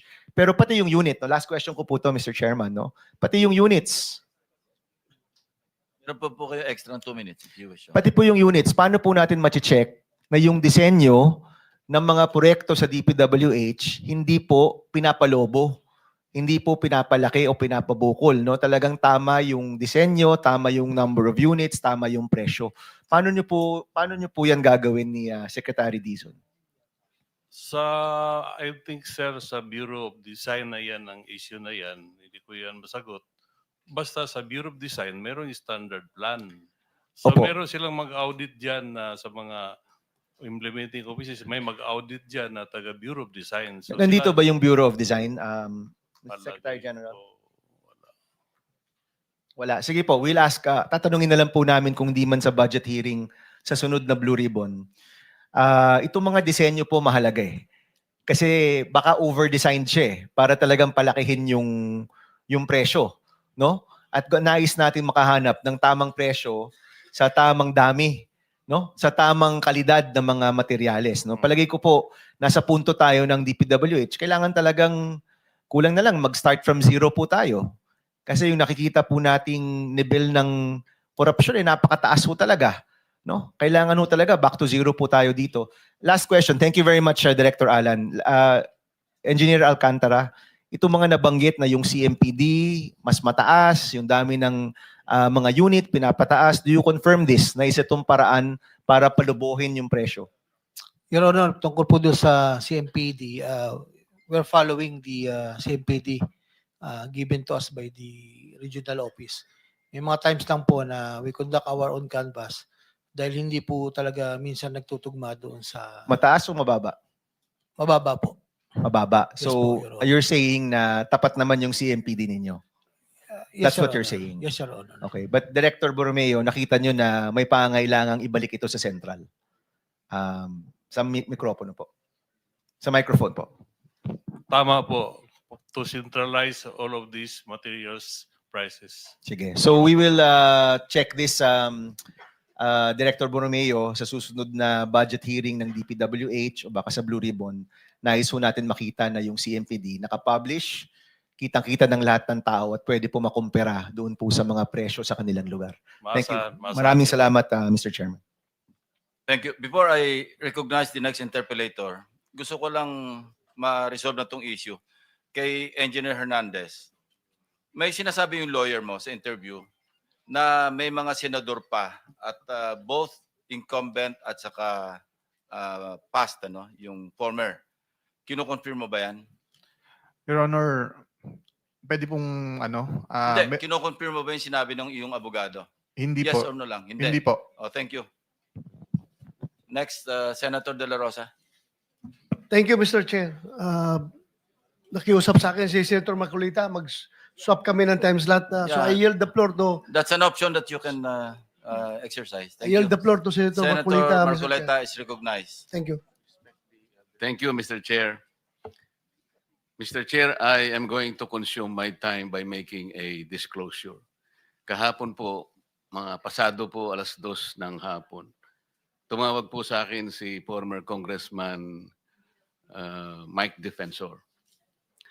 Tinanong ko po kung ano ang kailangan niya. Meron daw pong isang tao na matagal na po niya kung gustong kausapin para sa isang paglalahad ng kanyang nalalaman tungkol po sa ating iniimbestiga sa committee ito.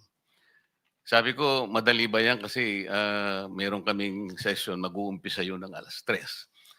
Sandali lang ito, sabi niya, kasi nandito lang naman kami rito sa may Golden China. Ito pong restaurant malapit sa atin. Mga 5 minuto lang po siguro mararating natin. So ako po ay nagparaya at pinuntahan ko kung sino yung sinasabi niyang tao. Kasi po meron na raw po siyang draft na salaysay na kung gusto ko raw pong makita. So Mr. Chair, ako po ay nagpaunlak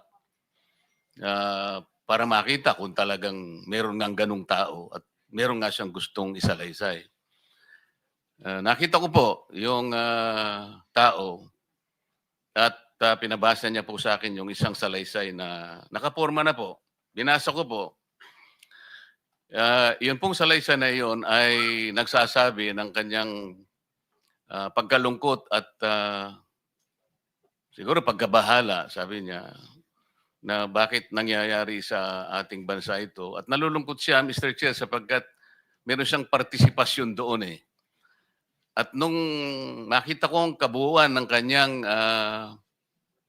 salaysay, meron po siyang personal na kaalaman para ikonekta si Representative Saldico kay former Speaker Martin Romualdez. Sabi ko, hindi ako pwedeng magtagal, nabasa ko na ito, hahabol ako sa aming sesyon 3:00. Pero kung talagang ikaw ay voluntaryo mong gustong gawin yan sang-ayon sa iyong nilalahad dito, di sige, i-finalize mo yan at gusto ko, ipanotaryo mo sapagkat hindi po pwedeng hindi notaryado yan. At kung buo ang loob mo at talagang yan ay matagal mo nang iniisip, pumunta ka ako bukas ng umaga sapagkat meron kaming pagdinig.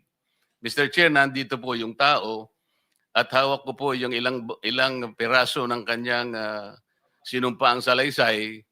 Kung po pwede po sana natin siyang tawagin ngayon, para ngayon siya po ang mismo maglahad ng kanyang salaysay sa ating gitna. Okay, you may call him. Mr. Chair, I'm calling Mr. Orly Regala Gutesa para po humarap sa atin. Mr. Gutesa, kayo po ay umupo dito sa may gitna. Pakibigyan mo ng copy si Mr. Chair. Okay, bigyan mo si Chair. Mr. President. Bigyan mo si Mr. President.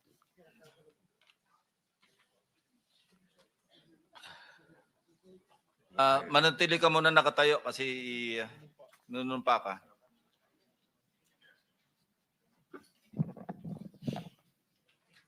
Paki-raise your right hand. Yeah. Do you swear or affirm to tell the truth, the whole truth, and nothing but the truth in this proceeding? Salamat. Take your seat, please. You may proceed. You may continue. Salamat po, Mr. Chair. Mr. Gutesa, kanina ako'y nagpapaliwanag para ipakilala kita. Narinig mo yung aking sinabi. Yes, Your Pwede mo Honor. bang i-confirm na kung ano yung sinabi ko ay yung nangyari kahapon? I confirm, Your Honor. Salamat po. At ngayon po ay hawak ko nga ang inyong sinumpaang salaysay na nung draft ito ay binasa ko. Ganun din nga po at wala namang pagbabago. At gusto ko lamang pong sabihin ninyo na mayroong pirma sa ibabaw ng pangalang Orly Regala Gutesa. Kayo po ba ang nagpirma nito? I confirm, Your Honor. At gaya po ng sinabi nyo sa akin kahapon, voluntaryo ninyong ginawa ito at wala namang namilit sa inyo. At katotohanan yan, ako nga po ay ininyayahan nyo para makita ko yung inyong salaysay. Yes, Your Honor. Ito po ay pinanotaryo ninyo. Nakikita ko rin po. Totoo po ba itong notaryong ito? Totoo po, Your Honor. Okay. Ngayon, kayo na po ang magbasa para sa ganun ay marinig po ng buong kapulungan. Pwede po niyong basahin ang inyong salaysay. Maraming salamat, Your Honor. Mr. Chair, can he proceed? You may proceed. Ako po'y nagpapasalamat sa pagkakataong ito. Sa Senate Blue Ribbon Committee, Senador Ping Lacson, sir. At sa iba pang member na nandito po. Ako po si Orly Gutesa, may asawa, nasa tamang edad, Pilipino. Makatapos makapanumpa na ngayon sa umiiral na batas ay nagsasaad at naglalahad ng gaya ng mga sumusunod. Ako po ay lumabas upang magsalita sa isyu na ito. Bilang isang dating sundalo, inaalay ko ang aking buhay para sa ating bansa. Sa pagkakataong ito, nagdesisyon akong magsalita at maglabas dahil ayokong maging masama ang kinabukasan ng aking mga anak, apo ko sa darating na panahon. Ayoko pong naririnig ko at napapanood ko sa pagdinig ng Blue Ribbon Committee. At ngayon ko po napagdugtong-dugtong yung naging partisipasyon ko po sa anomalya at korupsyon na ginawa at lumalabas sa hearing na ito. Yung palang pera na binubuhat namin at dinedeliver mula sa masamang gawain na nagdulot ng baha na ikinamatay ng tao at imbes na gamitin ang pera sa edukasyon, medikal at programa na mapunta lamang pala sa bulsa ng mga politiko. Mabigat po sa akin magsalita dahil may pamilya ako. 4 ang anak ko, nag-aaral pa. May asawa ako at nangangalaga sa aking mga anak at marami akong kasama sa operasyon na may kinalaman sa ibabahagi ko sa inyo. Nagtatrabaho lang po kami ng mga kasama kong sundalo sa Philippine Marines. Huwag sana isipin na aking mga kasama na nagtatraidor ako. Ako sa aming trabaho at pinagsamahan dahil pare-parehas kaming may pamilya at gusto lang naman naming ayusin ang kinabukasan ng bawat isa. Wala akong iniisip na kapahamakan para sa kanila, bagkus ang gusto ko lang maayos ang kinabukasan ng bayan at lahat kami. Noong December 5, 2004, na-hire ako bilang security consultant sa Ako Bicol Party List or AKB kay Congressman Saldico. At nasimula ng duty ko kay Congressman Saldico. Bawat umaga, nagre-report ako sa BGC, sa Horizon, sa Bonifacio Global City, kung saan nakatira si Kong Saldico. Tuwing may duty at detailed ako sa basura, it means itong basura, ito yung box ng pera na pinag-uusapan natin sa kasalukuyan. Mr. Gutesa, mag-stick ka lang sa binabasa mo. Huwag ka nang nag-a-adlib. Kung ano yung nandito, basahin mo lang. Yes, Your Honor. Tuwing may duty detail ako sa basura, pumupunta kami sa 28 Ladybug Corner, Dragonfly, Valle Verde 6, Pasig City. Tagabuhat lang ako ng malita ng basura. Ang ibig sabihin ng basura ay malita na may lamang pera. Ang bawat malita ay may lamang humigit kumulang 48 million pesos.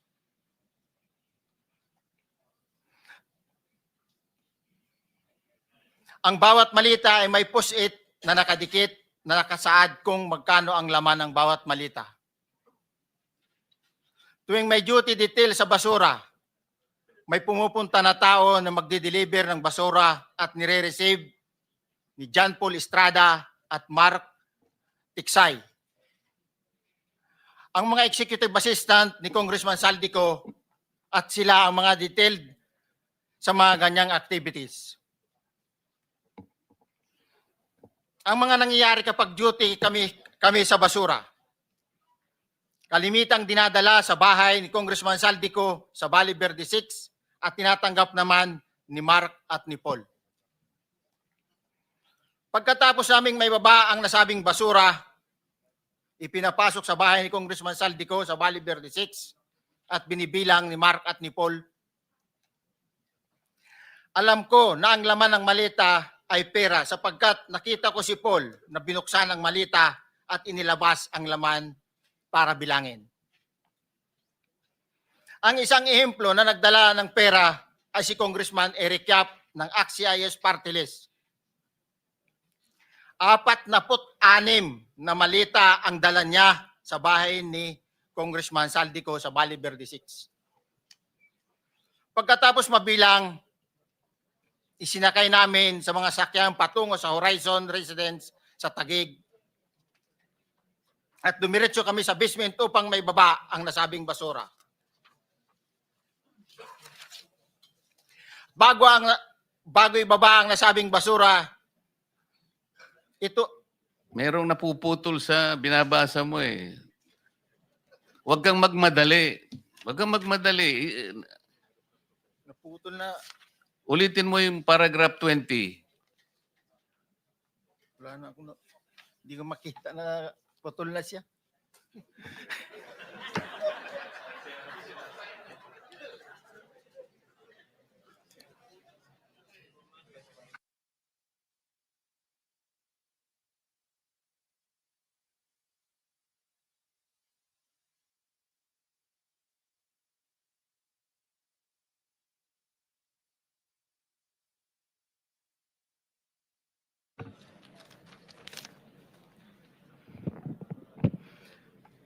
Pagkatapos, mabilang ang sinasakay namin sa mga sakyang patungo sa Horizon Residence, Taguig.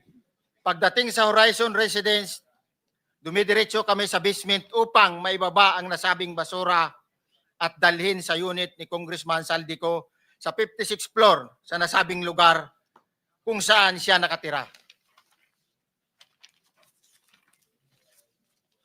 Bago ibaba ang nasabing basura, ito ay bawas na. Halimbawa, nag-akyat kami ng 46 na malita.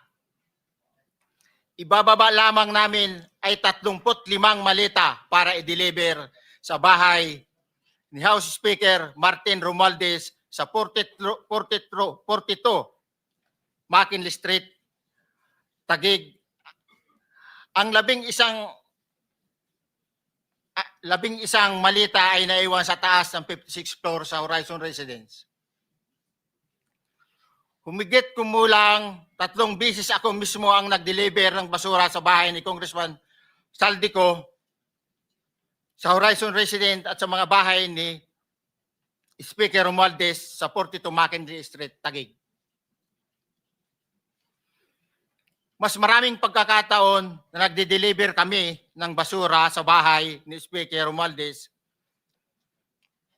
at sa bahay ni Congressman Saldico dahil iba-iba kaming mga nakadetailed na close-in, backup at advance party na nagkakaroon ng rotation. Sa huli, ako po ay nagnanais na mapasailalim sa Witness Protection Program dahil alam ko po nanganganib ang buhay ko at ang aking pamilya sa ginawa kong paglalahad na ito. Sa katotohanan na ang lahat ay nilagdaan ko, ang salaysay na ito ay kusang loob at walang anumang pamimilit at bunsod lamang ng hangarin matulungan ang ating bansa. Ito po ay nilagdaan ko, Your Honor. Thank you, Orly. Before you proceed, meron lang ako papakitang litrato sa iyo, no? I-confirm mo, kasama na rin si Bryce, kung yan ba si Paul na binabanggit mo. I confirm, Your Honor. Yun nga po, Your Honor. Siya po. Okay, so yeah, for the record, andito po yung litrato nung binabanggit na si Paul. Ang palyado nito.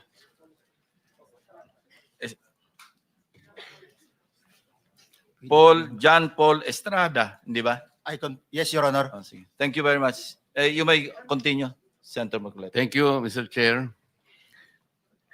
Mr. Gutesa, dito sa iyong paglalahad ay gumawa ka ng isang paghalimbawa. Inihalimbawa mo si Congressman Eric Yap, ngunit isang tagpo lang yun eh. Ikaw ay na-hire ni Representative Saldico, sabi mo rito, ay December 5, 2024 pa. Yes, Your Honor. Sa pagkakaalam mo, mga ilang beses kayong gumagawa ng bagay na ito. Ibig sabihin, yung pagdi-deliver ng pera, sa natatandaan mo, gaano kadalas ang pagdi-deliver? Kasi ang ginawa mo kanina ay isang example lang. Pwede mo bang ipaliwanag? Your Honor, minsan kasi pag-duty kami, ang actual ko na deliver talaga sa bahay ni Congressman Romualdez is 3. Tapos pag may duty kami, nagkakaroon ng detailed. Minsan namumonitor ko doon sa group chat namin, may basura tayo deliver. Minsan namumonitor ko siya is 3 times a week ang delivery doon sa Forbes, sa bahay ni Kung Romualdez. Yung pera minsan nanggagaling lang doon sa horizon sa taas, ibinababa. Tapos may detail lang na tao, namumonitor ko naman sa GC namin. Kaya nalalaman ko yung movement ng tropa, kung ano yung sinasabing basura ng delivery. So yung delivery o yung movement ng tropa nagaganap average 3 times a week. 3 times a week, Your Honor. Nagsimula noong December 2024. Yes, Your Honor. Hanggang ngayon ba ay naglilingkod ka pa kay Representative Saldico? Sa kasalukuyan po ay nag-resign po ako noong August 5, itong taon po na ito. So, maliwanag ba ang ibig mong sabihin para sa kapulungan ito ay nag-a-average ng 3 beses sa loob ng isang linggo ang pagdi-deliver ng pera kay Representative Saldico at tuloy-tuloy naman doon sa bahay ni former Speaker Martin Romualdez sa ganong rate, ganong beses, 3 beses sa loob ng isang linggo. Yes, Your Honor. Magmula December 2024 hanggang ikaw ay mag-resign noong August 2025, this year. Yes, Your Honor. Mr. Chair, Senator Marcolita, short Yes, interjection. with the permission of Senator Marcoleta. Thank you, You may Mr. Chair. May maibigay ka ba na pangalan? Kasi ang sinasabi mo lang ngayon, as far as you're concerned, during ikaw ay nagdo-duty, nagro-rotation basis yung duty. So pag wala ka, absent ka, iba ang nagdo-duty, iba rin ang nagtatanggap sa pera at nagdi-deliver. Am I correct? Senator De La Rosa, may I just remind you na isang follow-up. Pero kung gusto mo ituloy at pahig si Senator Marcoleta, naka-charge sa oras niya, yung mga susunod na tanong. Okay? Okay lang. Okay lang. Sige, boss. Meron Nanghiram lang pa naman namang- ako sa iyo. Go ahead. Meron ka pa namang 4 na minuto pa mahigit yan. Yes, sir. So, sige. Very quick lang. So, pag hindi ka duty, may ibang nag-deliver ng pera kay Saldico at kay Speaker Romualdez. Pag nangyayari yan, sir, pag hindi ako duty, may makadetail talaga sa basura na yan. Pero ang authorized lang na mag-deliver at mag-receive niyan is yung 2 tao na binanggit ko, which is John Paul Estrada and Mark Tiksay. Okay. Thank you, Mr. Chair. Thank you, Senator Marcolita. Mr. Gutesa, sa panig ng pagdi-deliver sa bahay ni former Speaker Martin Romualdez, sinong tao ang nagre-receive? Sa mga ganun, sir, ang may contact, Your Honor, is yung si Paul at si Mark lang ang may contact doon sa receiver. So pagdating doon, nakabukas na yung gate doon sa Forbes, pumapasok na lang kami. Then pag nabuhat na namin yung mga malita na ibaba na, so lalabas na kami. Wala na kaming basta may deliver lang namin yung mga basura doon sa bahay, wala na kaming noon, Your Honor. Alin-aling bahay Yung ang 42. pinagdi-deliveran mo sa panig ni former Speaker Martin Romualdez? Yes, Your Honor, yung 42, yung dito sa may Forbes Park. Yun lang? Wala nang iba? Mayroon pa yung bago nakaraan doon sa 19 Nara, yung dating bahay ni Michael Yang. Sa pagkakatanda mo, mayroon pang ibang lugar na kung saan nagdi-deliver kayo? Sa Aguado, diyan sa Malacanang. Aguado? Excuse me, Senator Marcoleta. Sino Michael Yang? Yung dating sa Pugo yata yon. Sa? Yung dating sa Pugo. Yung Michael Yang. dating bahay ni Michael Yang.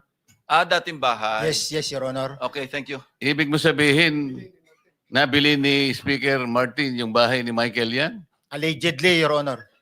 Pero paano mo alam na bahay ni Speaker yon? Kasi doon na nagde-deliver yung tropa nung hindi na nagde-deliver doon sa 42, Your Honor. Ngayon, sinasabi mo meron kayong chat. Nagagamit mo yung chat para ma-monitor mo yung rate ng delivery at kung sino-sino yung nagdi-deliver?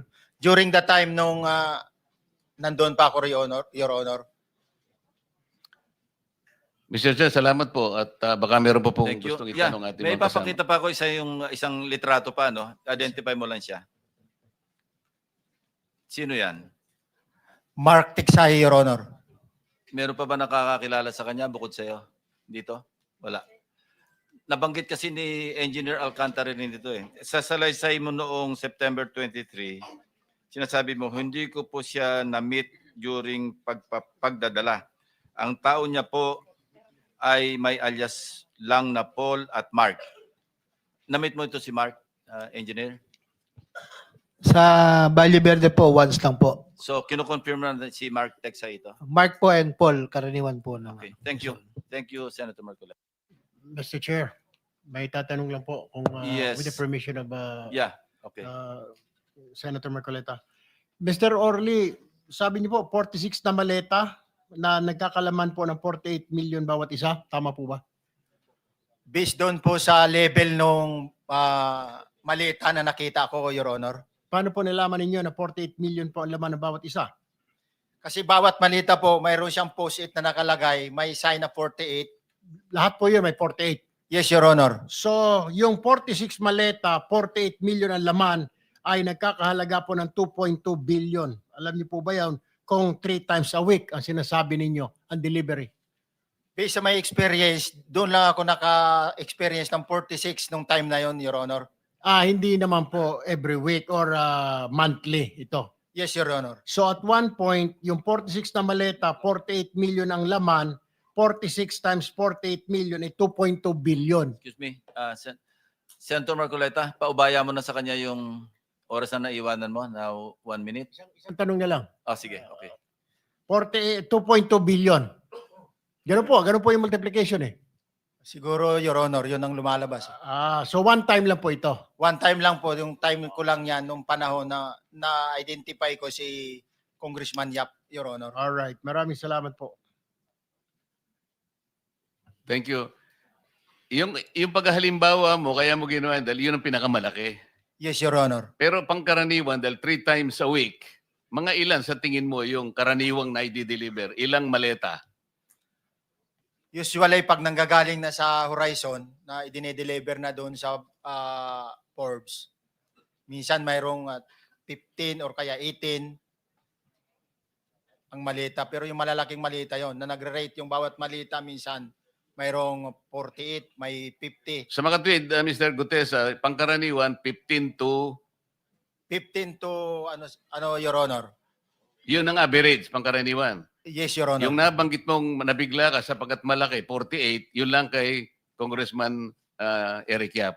Yes, Your Honor. Yun ang time na nakita ko talaga in yung ganung kabalk Okay. yung balita na yun, Your Okay. Honor. Mr. Chair, payagan nyo sana akong magtanong lang ng isang tanong kay Mr. Diskaya. Mr. Diskaya, naalala mo, nagkaroon ka ng supplemental affidavit na binasa mo dito. Medyo mahaba pa nga di ba? Naalala mo yung nakaraan? Ito yung supplemental affidavit mo. Yes po, Your Na Honor. may petsang September 23, 2025. Ito yung nakaraang hearing natin. Yes po, Your Honor. Napansin ko kasi nung pinakinggan ko tiningnan ko sa ating transcript, parang hindi mo binasa yung paragraph 30 na kung saan binabanggit dito yung DPWH Region 1. Chinek ko talaga kaninang umaga, nirecheck ko uli, hindi nasama sa binasa mo ito. Ano ito, nagkamali ka lang o... Your Honor, talagang hindi ko po nabasa dahil masyado na pong mahaba yung ano ko. Yung binabasa ko po. Hindi nga, sabihin mo na nagkamali ka lang, hindi mo sinasadya. Hindi po sinasadya. Pero dito po, wala rin po eh. Hindi nakasulat. Baka nakalimutan pong ilagay, kaya hindi ko po nabasa. Tsaka pinatigil po ako doon sa... Nakatigil... ito, sorry. Nagkamali po ng page. Ito po, 30 po sa Region 1. Meron pala. Oo nga, nandito yung paragraph 30. DPWS Region 1. Yes po, Your Honor. Pero nung checking ko yung transcript, hindi mo binasa ito.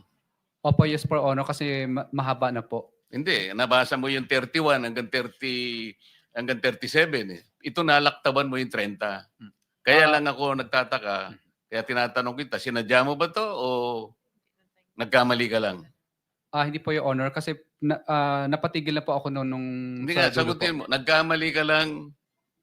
Hindi po, Your Honor. Hindi po ako nagkamali. Ano nga? Sinadya mo? Hindi po, Your Honor. Bali, alam ko po parang pinatigil na po ako dito dahil masyado na po mahaba yung binabasa ko. Hindi, ganito. Pinatigil ka, nung pagpatuloy mo, nakaligtaan mo yung number 30. Nalaktawan mo siguro. Yes po, Your Honor. Yeah. Para maliwanag lang. Oh, Hindi gusto ko lang sinadyang maliwanagan pinatigil. kasi Yeah. nabanggit ko na kanina na naimungkahi ko na sana'y tawagin din si Governor Chavit Singson. Baka ka kung may connecta doon sa ano mo, baka ka kung sinadya mo. Ngayon, kung sasabihin mong nagkamali ka lang, tatanggapin ko yon. Your Honor, hindi po ako nagkamali. Naalala po, hindi lang po nabasa. Okay. Salamat, Mr. Chair. Ang susunod po ay si Senator Risa Hontiveros. You may have the floor.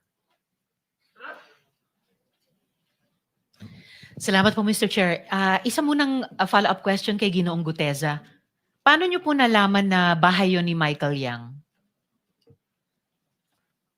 Kasi dati po, may mga security po na kasama na ko na dati is doon po yung bahay ni Michael Yang eh. Mga security na dati niyong kasama na nung panahong iyon ay security ni Michael Yang, nung panahong bahay niya yon. Yes, Your Honor. Okay. Salamat po, Ginoong Gutesa. Ngayon, Mr. Chair, narinig natin kanina yung testimonya ni Yusek Bernardo na USEC for Regional Operations for Visayas NCR and Region 4B.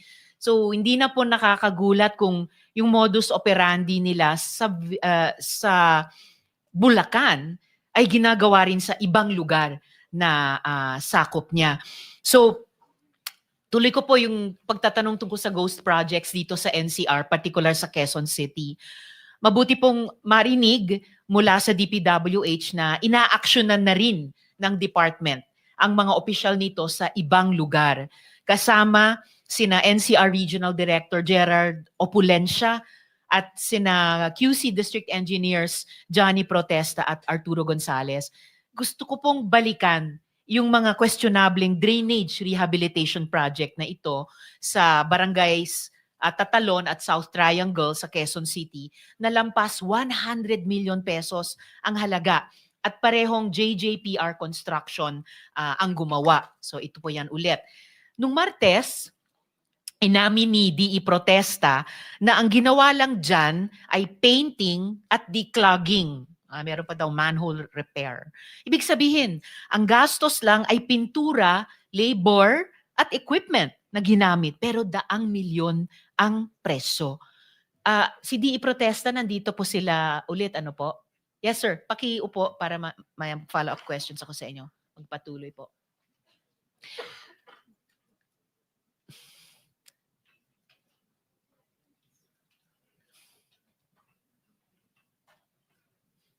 Okay, so DE Protesta. Sumangguni po kami sa QC City Engineering Office. Alam nyo po ba na ginagawa na ng LGU yung declogging ng drainage sa buong Quezon City? Yes or no lang po? No po. No. Wow, unbelievable. Sa katunayan, DE Protesta, sa estima nila ng QC City Engineering Office, 20 million pesos lang ang ginagastos nila para sa declogging para sa lahat. Lahat ng mga distrito sa QC sa buong taon. Hindi minsan. Magtataka ka talaga tuloy paano inabot ng 110 million itong dalawang proyektong ito. Di Protesta, nasa na po yung program of works para sa mga proyektong yan? Kasi hiningi po sa inyo tapos wala kayong maibigay noon. Dala po namin ngayon, Madam Chair. Paki-submit po sa aming komite sa pamamagitan ng aming chair. Dahil palagay ko mapapatunayan yung totoo yung sinabi ng QC City Engineering Office at mapapasinungalingan yung sinabi mo sa amin. Pakisumite po yan sa komite ngayon within this hearing. Dala ko po. DE Protesta, sabi rin po ng QC City Engineering Office, pag sinabing rehabilitation of drainage, ang ibig sabihin ay huhukayin ang lupa, mag-i-install ng tosang o yung reinforced concrete pipes at saka ire-restore ang semento. Ang ganyang project, nasa 20 million pesos ang halaga, pero halos buong budget ay nasa tosang at groundworks. Kayo nga po yung nagsabi noon na wala kayong ganyang ginawa. So, kaya nyo bang harapin ulit ngayon ang Blue Ribbon Committee at sabihin sa amin, mata sa mata, DE Protesta, na walang mali sa proyektong yan? Actually, nabanggit ko nga po nung last hearing po na may dupa naman po yan, may plano rin po. Isasabit naman po namin sa inyo. Actually, nandyan na po ngayon. Yung para pwede naman po ma-review, nandyan din po attach yung mga accomplishment. Pero kino-confirm nyo yung sinabi nyo sa amin dati na walang groundworks ang ginawa, walang paghuhukay, tapos pag-aayos ng semento pagkatapos. Actually, ang scope of work po nung drainage rehabilitation is replacement of manhole, replacement of existing steel grating, then repair po ng mga existing damage manhole, and then po yung declogging ng buong barangay po. Yung kung ano man po yung scope of work na nandun sa may plano po. Nandun naman po lahat, ma'am. Pero walang paghuhukay at pag-aayos ng semento pagkatapos na karamihan ng groundworks at gastos sa rehabilitation of drainage na sinasabi ng QC City Engineering Office. Yes po, as per program po, as per plan po, hindi po kasama yung excavation works and ng RCCP, wala pong excavation. Excavation works po of manhole, bagong manhole po, and yung mga existing na manhole. At yung mga excavation na yon ay sinabi ng QC City Engineering Office. Yan ang karamihan ng trabaho at gastos para sa totoong drainage rehabilitation sa lahat ng distrito sa Quezon City sa isang buong taon. 20 million pesos. Hindi aabot ng 110 million pesos para sa minsanang rehab kuno ng 2 proyekto lang. Ito pa, isang klase ng lokohan ng DPWH-QC. Imbis na flood control project, flood enhancement project ang ginawa. 3 pumping stations. May 3 pumping stations na ginawa sa taas ng creek. Tingnan natin ito sa Matalahib Creek. Gawa ulit ng St. Timothy Construction. Kaya mamaya itatanong ko din sa mga diskaya. Ang halaga nito, tumataginting na 350 million pesos. Ito po yan. Yung creek po na malapit lang sa Araneta Avenue, malapit po sa mga punerarya. Ayon sa reklamo ng mga residente, Mr. Chair, at kinumpirma din ng pag-aaral ng QC, City Engineering Office muli, pinalala pa nito ang baha sa area. Kasi ang disenyo ng proyekto, dapat ipump ang tubig mula sa creek palabas sa ilog, San Juan River. Pero ang ending, naging harang pa. Yang 3 pumping station, naging harang sa pagdaloy ng tubig palabas sa ilog. Kung walang pumping station sana dyan, di iprotesta, malaya ang tubig palabas. No? Pero dahil hinarangan po, lalong lumala ang baha. May paghahambing pa po kami dito, comparison ng rainfall intensity. O yan. Bago nung itayo yung mga pumping stations na iyan, sa 57 millimeter na ulan, 0.2 meters ng baha ang lalim. Pagkatapos ng 3 pumping stations na yan, sa 19 millimeters lamang na ulan, 4 o 3, isang kapat o isang katlo lamang, 1.50 meters. Halos times 10. So bago ang proyekto, kahit malakas ang ulan, konti lang ang baha sa lugar. Pero pagkatapos ng proyekto, 1/3 ang lakas ng ulan, pero times 20 ang taas ng baha. Pinalala ang baha sa Araneta Avenue at umabot pa ngayon hanggang pa sa Banawe. Nangurakot na nga sa proyekto, gaya ng pinatutunayan nung sinabi ng QC City Engineering Office sa amin, pinala pa ang perwisyo sa tao at ang contractor niyan walang iba kundi ang St. Timothy. So Mr. Chair, di iprotesta, jurisdiction rin po nyo iyan. Ma'am, hindi po under Hindi. ng Quezon City second po. Na kanino? Under Engineer Gonzales po, under Quezon City First District Engineering Office. Andito rin po ba si Engineer Gonzales, Mr. Chair? Ako po Kayo si... po? Sir, nakapanumpa na po kayo nung nakaraan? Opo, Your Honor. Okay. So jurisdiction nyo itong 3 pumping station, Yung isa lang po ang yung isa, aming in-implement yan, yung Matalahib. Matalahib. Sino po ang may jurisdiction dun sa 2 pa? Yung 2 po ay Senator Risa, sa... just to remind you, Yes, Mr. Chair. tapos na pala yung ano niya. Pero sige lang, we'll give you an extra 1 minute, 1 minute more. Salamat, Mr. Chair. Yes, Engineer yung Gonzales. 2 po ay sa Engineer Gonzales. aming regional office po, NCR. All right. Nandito rin si NC Regional Director. Upo ulit dito. Andito ba siya? Well, absent nung nakaraang hearing pero ang sabi sa amin darating sila ngayon.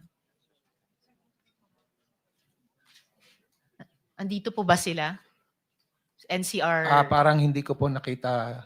Okay, Your Honor. para dun sa Matatalahib, kayo rin nag-approve niyan? Kami Yes or po, no? kami po yung nag-implement. Ang Quezon City First District Engineering Kayo Office po. nag-implement. Kayo rin po, Sir Gonzales, ang nag-approve ba? Tama po ba? Paano po, Your Honor, yung nag-approve? Sir naman, napakasimpleng salita. Nasa ilalim ng jurisdiction nyo yung pumping station sa Opo, Matalahib kasi Creek. po, Engineer Gonzales. Madam po, kasi ganito po. Ito po ay sinumulan noong July 2024. Ito pong proyekto na ito. At ako po ay na-designate as District Engineer ng Quezon City First nung pong September 2024. So sino po yung district engineer nung July 2024 at nag-approve sa Matalahib Creek Pumping Station? Noong time pong yun, si D.E. Lloyd Abusa po yung... D.E. Loida Busa po. Busa. Parang narinig ko rin yung DE Loida sa mga diskaya kung hindi ako nagkakamali. Andito ba ngayon si DE Busa, Loida Busa? Wala po siya, Wala. Your Sige, Honor. paimbita ko na lang sa susunod na hearing kung maaari, Mr. Chair. Balikan ko na lang po yung Quezon City, Mr. Chair, sa susunod na round, bukod po dun sa mga ibang DPWH officials. Salamat po, Mr. Chair. Thank you, Senator Ricento Veras. Mr. Chair, before the next, okay lang. Yes, Senator JB. Si Congressman Tiangco is available, but can we ask the Secretariat to give him a call so that he can come? Okay. Thank Yeah. you. Attorney Kimbo, pwede bang tawagin natin si Congressman Toby? Para lang, ayaw niya lang masabing epal siya. So, pwede rin imbitahan natin by phone. Senator Win is recognized. You have 7 minutes. Maraming salamat, Mr. Chairman. Meron ho tayong representative ng COA. Understand, meron tayong representative from COA. Nandiyan ba siya? Or anyone from COA? Nasaan po yung taga-COA?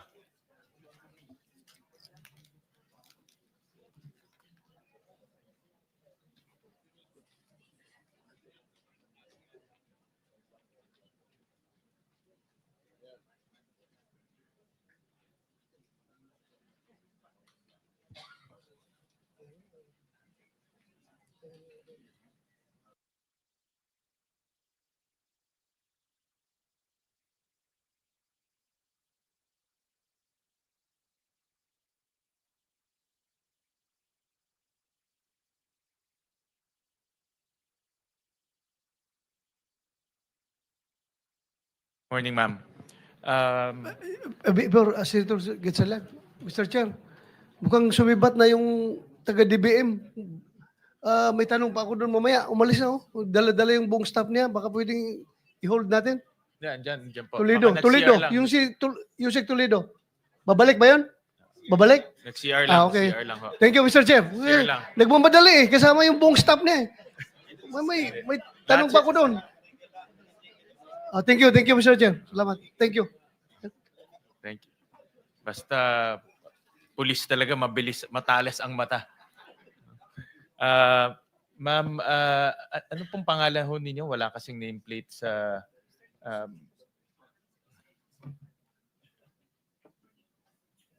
Morning po, sir. I'm Tracy Andisonico po, sir. The supervising sorry po, sir. The supervising auditor of the Office of the Secretary po, sir. Okay. Sa pagkakaintindi ko po sa isang district office, meron ho silang power na magplano, gumawa ng yung detailed engineering, sila na rin nagpapabid, sila na rin po ang nag-i-inspect, sila na rin po ang nagbabayad. Tama po ba? Tama po, sir. I can see si Engineer Alcantara nodding his head. No? So, pero ganun ang ginagawa ho nila, diba? Opo, sir. Opo. At pag nagbayad, COA papasok sa post-audit level. Tama po ba? Opo, sir. So, ibig sabihin, kahit na ho magkaroon ng ghost project, no, madidetect ng COA sa post-audit level. Supposed to be po, Your Supposed to Honor. be, ganun. Opo. At nasundan niyo pa ho ba yung privilege speech ni Senator Lacson nung pinakita niya yung mga dokumento? Opo, Your Honor. Na meron pong mga kaso na, for example po ito, just 2 days from the notice to proceed, 46% completed na. So Opo, kaka-notice to Your Honor. proceed, after 2 days, 46% completed na. And after 86 days, 89% completed na. So, Opo, kung posible naman po, after 2 days, kalahati ng project tapos na. Meron hong isang project. Ito po yung construction of riverbank protection structure along Pampanga River at Barangay Bulusan, Kalumpit, Bulacan. 15 days. No? After the notice to proceed, 89% completed na. Opo, Your Honor. No? And then in just 34 days, kompleto na ho yung project. Nakita niyo ho to? Ganito po siya, sir, if you would allow me to explain po. Pero nakita niyo ho itong privilege speech ni Opo, Your Senator Honor. Lacson. Kayo ho, nakita niyo ho itong, marami ito No, I just narrated a few items from that privilege speech. Opo. Kayo ho, nakita niyo ho itong mga dokumentong to? Yung dokumento po mismo like the disbursement vouchers and yung mga supporting documents po, sir, hindi po siya na-submit sa COA. Pero nandun po sa report on publicized government program, project and activities, kaya ko po sinasabing tama po na dinideclare na po as early as on the 10th or kung ilang araw pa lang po ay nasa more or less nasa 50% na po. Nakikita po siya sa RPG-PPA. Pero yung pong audit action, hindi po agad-agad siya na, let's say for example, sir, i-disallow agad kasi primarily, isasubmit po muna ni implementing office yung mga vouchers sa COA. And then, di ba sir, meron po tayong reglementary period on the submission of the accounts. So si auditor po, nag-issue po muna siya ng mga audit observation memoranda requiring or reminding the implementing office to submit the unsubmitted disbursement vouchers. Pero dahil hindi pa nga po na-submit, na-compel po si auditor na mag-issue ng notices of disallowance primarily dahil may indication na po ng fraud based doon sa RPG-PPA na sinasubmit po nila dahil hindi nga po sila nagsasubmit ng mga disbursement vouchers din po. Pero ma'am, ito 2023 pa, 2023, Opo. 2024. Opo. Paano po umabot na ganito after 2 years, tsaka lang ho lumalabas to? Ba't hindi ho na-detect ng resident auditor doon? And who is the resident auditor during those times? The resident auditor during those time and up to present po is Miss Cinderella Esperanza Santos po. Actually po sir, papunta po sana siya dito pero talagang trinatrangkaso po. Kagaya ko din po, trinatrangkaso din po. Bakit hindi niya ho na-detect? Kasi office at pinakita rin ho doon sa privilege speech yung mga pictures na sinasubmit as evidence of completion, pare-pareho. Opo. Diba? Ito ho, hindi naman kailangan ng ubod ng talino para makita ho to. Dapat lang ho, masinop. Yes, sir. Paano ho nakalampas to after 2 years? In fact, hindi nga lumalabas to. In this privilege speech lang ho na lumabas. Yes po. Sir, i-remind ko lang po kayo, sir, 2020 hanggang 2023 po, hindi po tayo although sinubukan po ng audit team na mag-inspect po as early as 2022, kahit na po may mga restrictions pa po. So nakapag-ikot po sila. On 2023 po, sir, hanggang kung di po ako nagkakamali. Hindi ikot. Yes, sir. Just purely on documents. Makikita nyo na post-audit, tinitignan Yes, yung sir. dates. Opo. Tinitignan yung mga supporting documents. Opo. Tinitignan yung mga veracity of their declaration, Yes di ba? po. Yes, sir. Kaya nga po napilitan po yung auditor na mag-disallow ng mga transactions po ng Bulacan First DEO kasi hindi po lahat na-submit po yung mga transaction documents po, sir. And then kaya din po siya ni-request for fraud audit po kasi nga po hindi na But po the fraud talaga audit, kaya. ngayon lang nangyari yung fraud Opo. audit Yes after po. 2 years. Yes po, sir. Bakit hindi ho nalaman sa damit, sa libo-libo ho ng project doon, hindi ho na-detect kaagad? Sir, dadalawa lang po yung audit team. Ibig kong pong sabihin, isa lang po yung, meron po tayong audit team leader at isa lang din po yung kanyang audit team member. Tapos din po, aside po sa Bulacan First DEO, on which case from 2022 na nasa 100, more or less, nasa 120 or 140 po yung flood control projects po nila, lumobo po siya ng 2023 and 2024 by double po ng numbers. Sa flood control projects lang po yun, sir. Aside pa po doon sa mga other infra like buildings, structures, roads, and bridges po. And then meron pa din po silang hawak na 8 district engineering offices.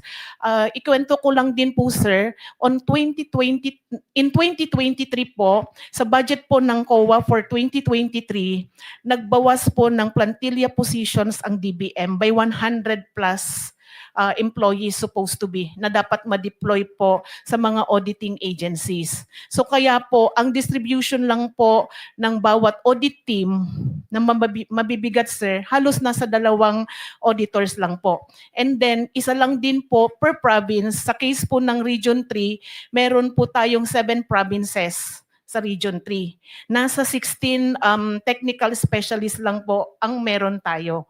Kaya sa Bulacan po, isa or dalawang engineers lang po ang assign. Kaya hindi po niya ma-inspect po lahat. Mr. Chair? with the Yes, permission of- for sir. one. Follow up lang ito. Kailan kayo nagsimula ng fraud audit na banggit nyo? Tungkol doon sa yung sinasabi ni Senator Sherwin Gatchalian. Sir, nag-issue po ng memo ang aming chairman noong August 12 po. For August the 12. yung una sir, retrieval po muna ng mga documents and No, then eventually Teka muna, creation nauna of muna audit. yung special audit, di ba? Bago kayo Opo. nag-fraud audit. Hindi sir, iisa po yung So, diretso na kayo sa fraud audit. Opo. Ano nag-trigger doon sa fraud audit niyo? Sir, sa doon po particular sa project? Sandali lang po. Sorry po. Kailan po nagsimula? Ano nag-trigger? Kaya kayo nag-fraud audit? Opo. Sir, doon po sa sumbong mo sa Pangulo, tsaka yun pong press conference po ni President, sir, noong August po. So, eventually, sir, initially, retrieval po muna ng documents. And afterwards po, doon sa mga dates, hindi ko kabasado, pero sunod-sunod po yun. Tsaka po nag-create ng fraud audit teams po. And then, eventually, nag-deploy na rin po ng Okay mga na po, technical. malinaw na. Opo. Thank Thank you, you. sir. Opo. Thank you, Mr. Chair. Sunico, ibig bang sabihin mo ngayon sa amin dito sa committee kaya naglipa na itong ghost projects because failure kayo sa pag-carry out ng inyong mandato dahil kulang kayo ng tao, kulang kayo ng engineers mag-inspection? Opo. Ganito po siya, sir. Mataas, basically, sir, meron po tayong tinatawag na risk assessment. Sa dami po ng mga controls na meron po si DPWH, meron po siyang Quality Assurance Audit Office, meron din po siyang Inspectorate Team. Hayaan mo na yung Yes, sir. DPWH. Opo. That's none of your concern. Yes po. Concentrate ka sa COA. Yes Bakit, po. bakit ito, sabi mo kayo na kulang kayo ng tao? Opo. So, kailangang dagdagan kayo ng tao? Yes po sana, sir. Ha? Opo. Para magampanan nyo yung mandato? Opo sana, sir. Bakit ngayon lang ito lumabas? Sir, lumalabas na po yan sa mga budget hearing natin. As I have mentioned, para po sa 2023 budget namin, sa Bulacan alone po yun, sir, yung inalis po na 120 plus na positions po. Thank you, Mr. Chair. Yes Okay, po. balik sa'yo, balik sa'yo. Opo. Ako ho, I respect the elders, Mr. Chair. Dalawang elders ho yung katabi ko. Ma'am, parang hindi katanggap-tanggap na because of lack of manpower, lumampas to ng ilan years. Kasi, di ba, every end of the year, meron exit conference. Alam ko ho, nung mayor po ako, every end of the year, may exit conference, sasabihin sa'yo lahat ng deficiency doon. At pag hindi mo nagawa, the following year, puro disallowance. In fact, yan nga ang comment ng mga kapitan. Pag bumili sila ng konting bagay lang, disallowance, explain. Pero ito, 2 years, 3 years, mas matagal pa based on the testimonies, hindi na nadidetect ng COA. Hindi, sir. May mga observations naman po ang mga auditors natin, sir. Yun nga lang po, sa dami din po. Kasi, sir, pagka kunwari po, nag-issue Ba't po walang action ng NBank? Ba't walang action ng commissioner? Kung na-detect na nila, lalo na ganito, we're talking about, ma'am, hindi ito 1 million, 2 million. We're talking about billions. No? Billions ang perang nawawala.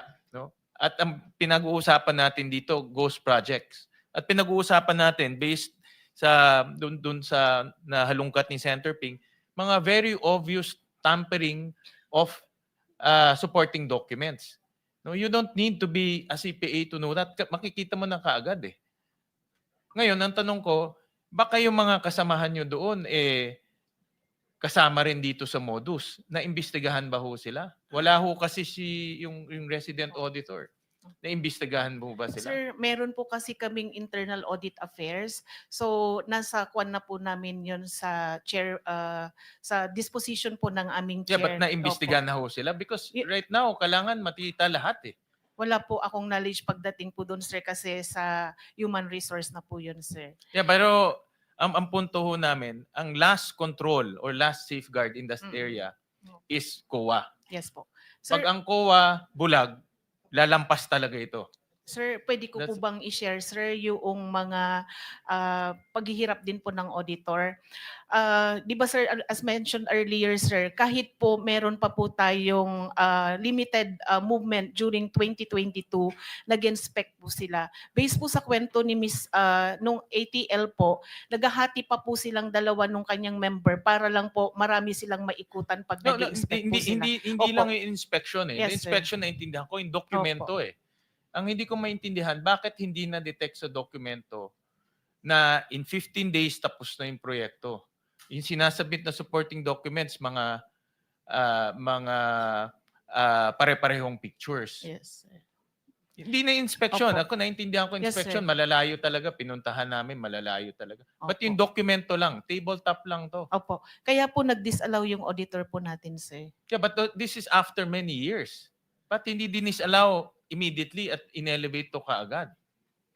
Sir, madami po talaga kasi. Kailangan po kasing i-check din, sir. Kasi sa totoo lang po, pagka nagdi-disallow din po, iniisa-isa po ng auditor. Ganito na lang, Opo. what we want is pati yung COA resident auditor maimbestigahan rin. Sige po, sabihin Kasi po kung namin. hindi, mawawala no kami ng kumpiyansa sa COA. Opo. Senator Win, Yes po. Yes, go may I ahead. interject? Quick question lang po, follow up on that question kay Engineer Bryce. Engineer Bryce, meron kay resident auditor, sino po ito? Sa pagkakakilala ko po si Ma'am Cindy po.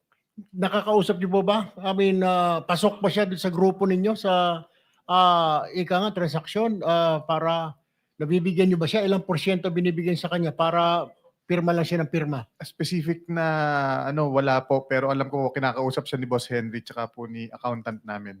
Ng accountant ninyo? Regarding po dyan. So alam Opo. ng COA, resident COA auditor niyo yung mga ghost project na yan? Mga substandard project, alam yan? Sa pagkakaalam ko po. Will you confirm, Engineer Alcantara?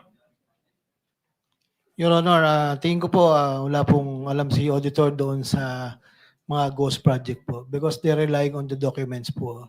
Hindi po sa actual field po talaga. In fairness po kay auditor. Relying wala po sa siyang alam. mga documents na sinasabit nila Bryce Hernandez at saka JP Mendoza. Is that correct? Actually po, ang proseso po, Your Honor, accounting section po ang nagsasabit po sa... Accounting section po ninyo. Yes po, Your Honor. Nandito po ba ang accounting section po ng DPWH sa District 1? Siya pala nagsasubmit sa COA? Sir, bagong bypass po. Lahat ng mga tao may sakit, may cancer, Sa bypass may po. bypass, may trangkaso. Sige po, that's all, Senwin. Thank you. Akala ko second round muna yun, Senator Tulfo. Ang punto ho namin, Ma'am Sunico, is ibalik ang tiwala sa COA. No, because in many of our organizations, COA talaga ang safeguard doon.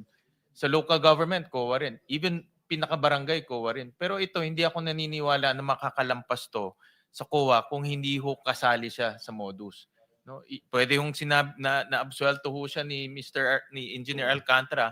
But then again, ang gusto ho namin, mabalik ang tiwala sa COA.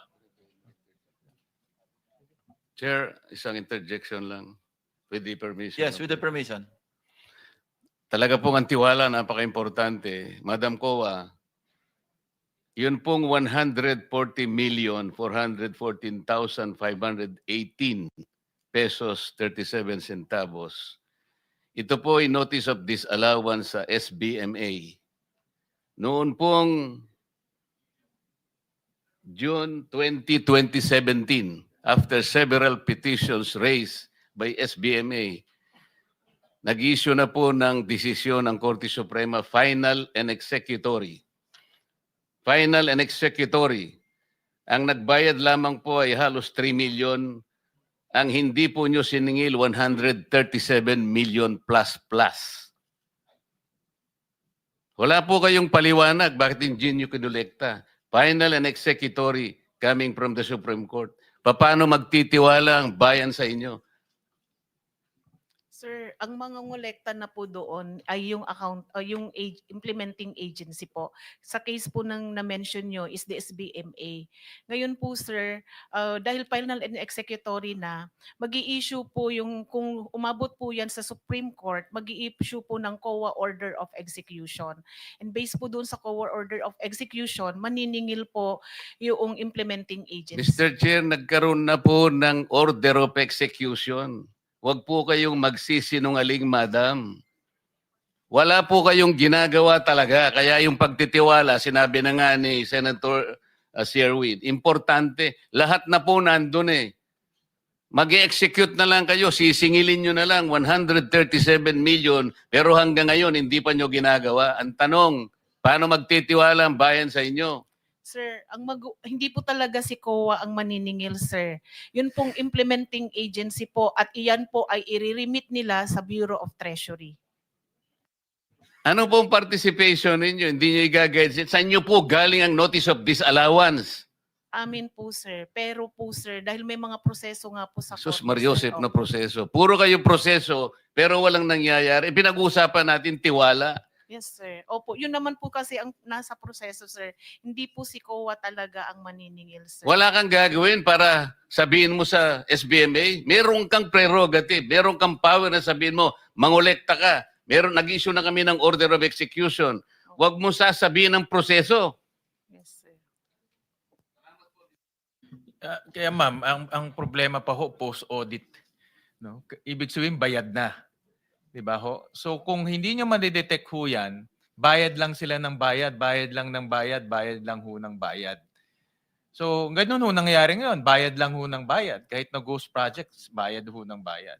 So, Mr. Chairman, allow me to move to another topic. And this is the topic of yung unprogrammed funds. No? So I want to, gusto ko sana magtanong sa DBM, kay Yusek Toledo.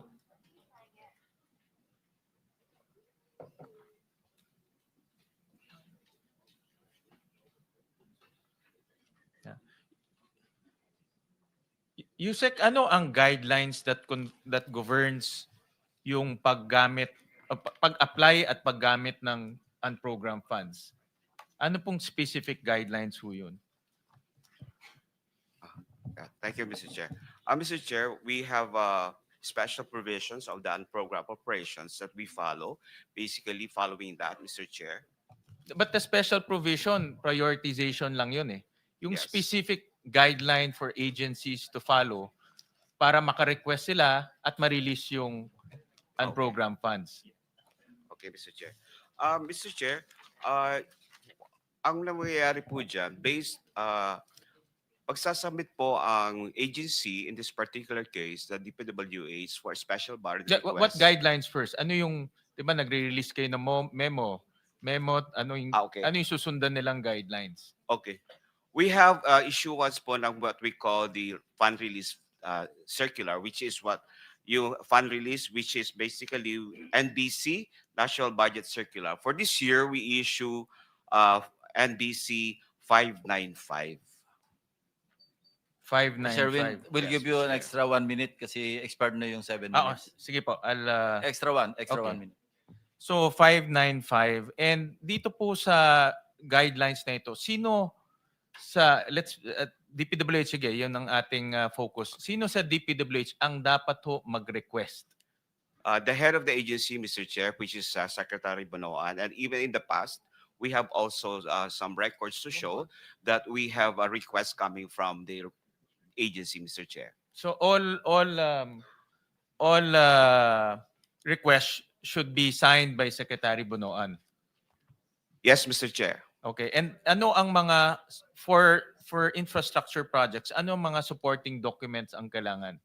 Ano ang requirement in supporting documents? Of course, with the special budget request, doon sa po based on our charter, meron po tayong sinasabi budget execution document, which is basically submission of financial report, the disbursement program, the physical program, Mr. Chair. So bed 1, 2, 3, plus other documentary requirements, Mr. Chair. And kailangan rin kasama rin dito yung shovel readiness. Of course, Mr. Chair, kasi that will also sort of importance po na kailangan po ma-justify nila that the program or project that's being requested is ready for implementation. So dapat yung submission nila for request for program fund, shovel ready siya. Yes, Mr. Chair, based on the plan, yes. Okay, and then through the evaluation, i-evaluate niyo yun, and who is the approving officer to release the fund? The program appropriation is being approved and signed. The release document is being signed by the secretary. So all projects ng unprogram dapat shovel ready.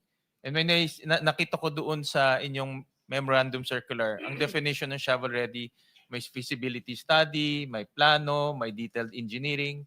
Tama po ba? Lahat na yun, all those coordination with the local government. Yes, Mr. Chair. Okay. Because narinig ko rin kay Secretary Vince Dizon last time na in all of his, almost all, na mga flood control projects, walang plano. Sinabi niya yun. At least halos lahat ng nakita niya walang plano.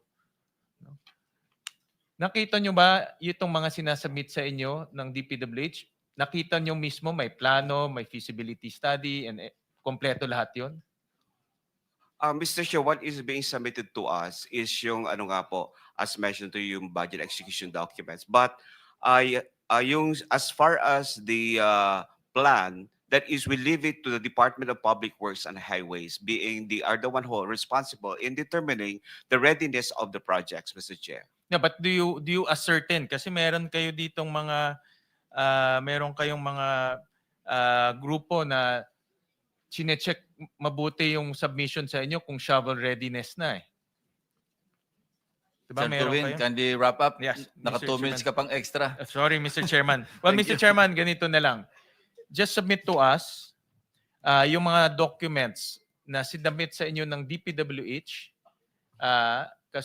Kasama din dito yung mga supporting documents and the documents that led to the release of SARO.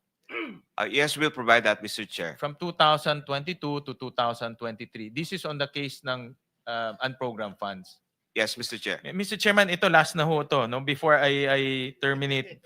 Because I was also, since si Mr. Saldico ay madalas kong mabanggit dito and highlight ho siya nitong ano natin. I'll just show some of our findings sa research ho namin. Pakilabas nga yung slide 3. So, lumalabas ho, Mr. Chairman, slide 3. Na from 2022 to 2025, 34 billion na ho ang na-release to SunWest Corporation. And ito hong data, sinabit ho sa amin to ng DPWH kung ano po yung mga projects na na-release na sa SunWest Corporation. At tinignan ho namin at which process of the budget nakapasok ho yung mga projects. Makikita ho natin in 2023, 1 billion nasa unprogrammed appropriation. In 2024, 3.2 billion nasa unprogrammed appropriation. But makikita rin ho natin from NEP to GAB to GAA saan pumapasok yung mga projects na na-award po sa SunWest Corporation. Ang punto ho dito, 4 billion na award po sa SunWest Corporation galing sa unprogrammed appropriation. Yun po yung punto. Kaya important, kaya Which is not easy, no? which is not easy Yeah. because mayroon guidelines ang DBM na dapat shovel ready, no? So tinignan rin ho namin yung isa pang corporation, Hightone Corporation, which is connected to Zaldico rin. Makikita ho natin dito na nagamit rin po yung unprogrammed appropriations to a tune of about 814 million pesos.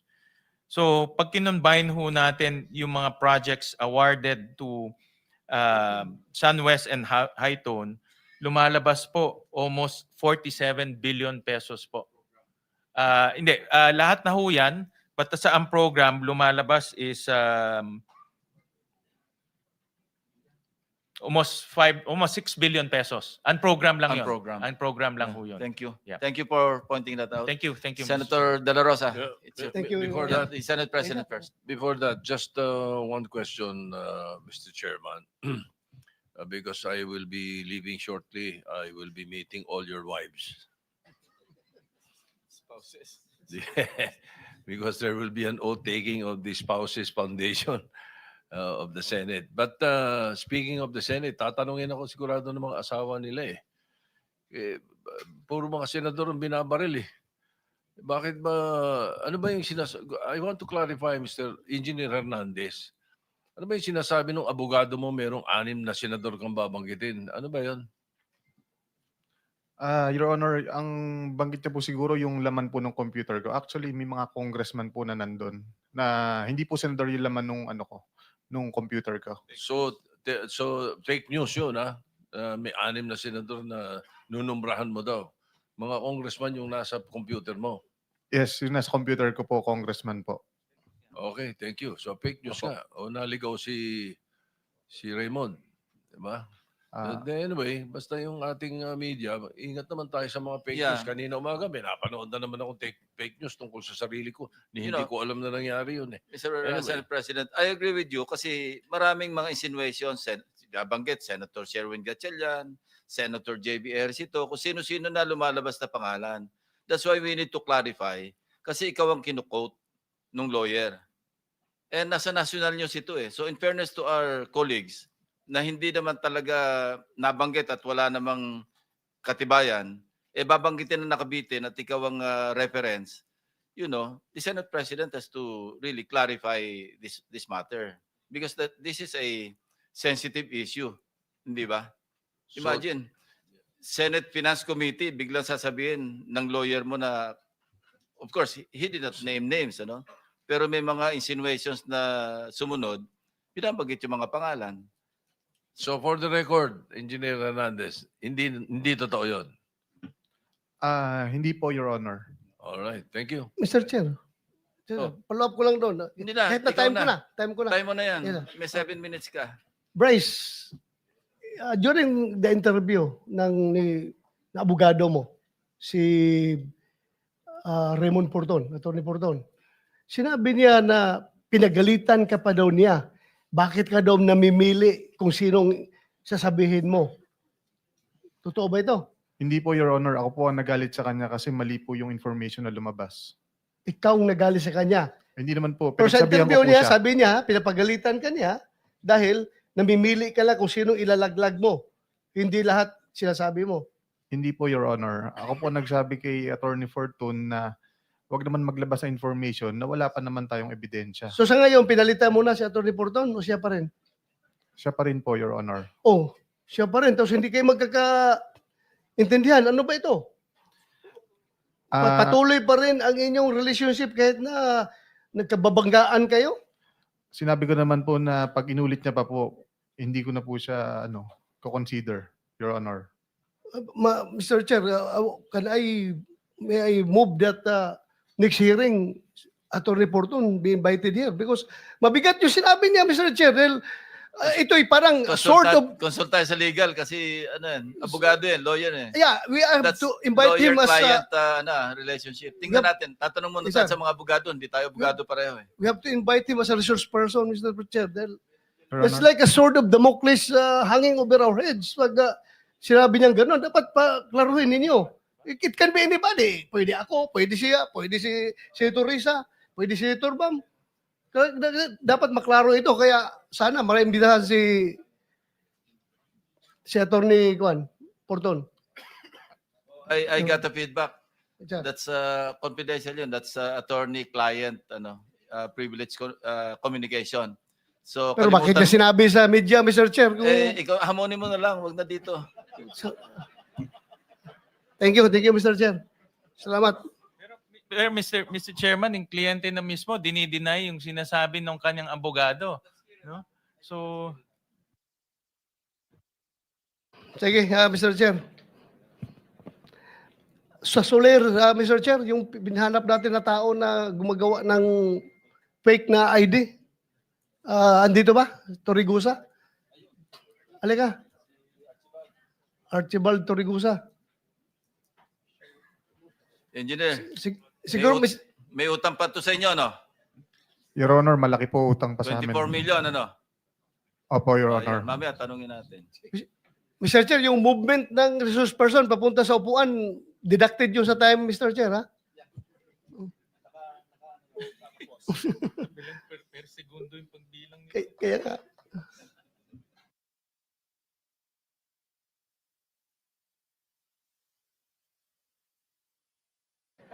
Mr. Torregusa, nakapag-oath ka na?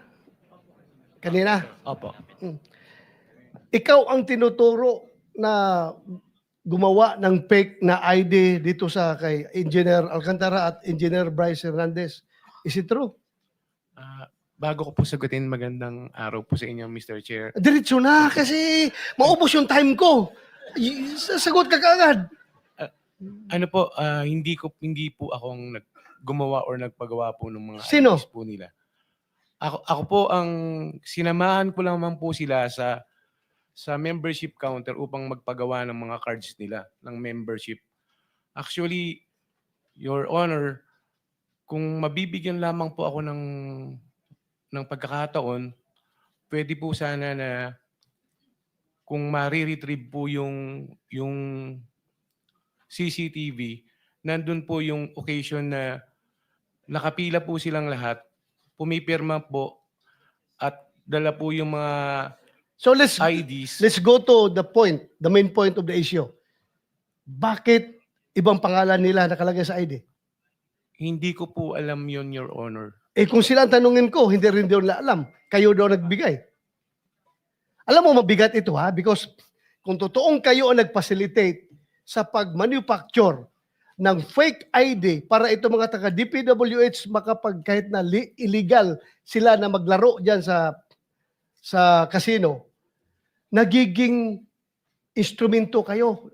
You are not only an accessory, you are an accomplice to the crime na inubos nila yung pera ng gobyerno sa paglaro dyan sa Soler dahil kayo ang nag-facilitate. At yung pag-facilitate ninyo ay talagang krimen yan. Falsification. Gumawa kayo ng ID na ibang pangalan para hindi sila matuntun. Your Honor, Sino ang gumagawa ng ID doon sa Soler? hindi ko po talaga alam, Your Honor. Hindi nga.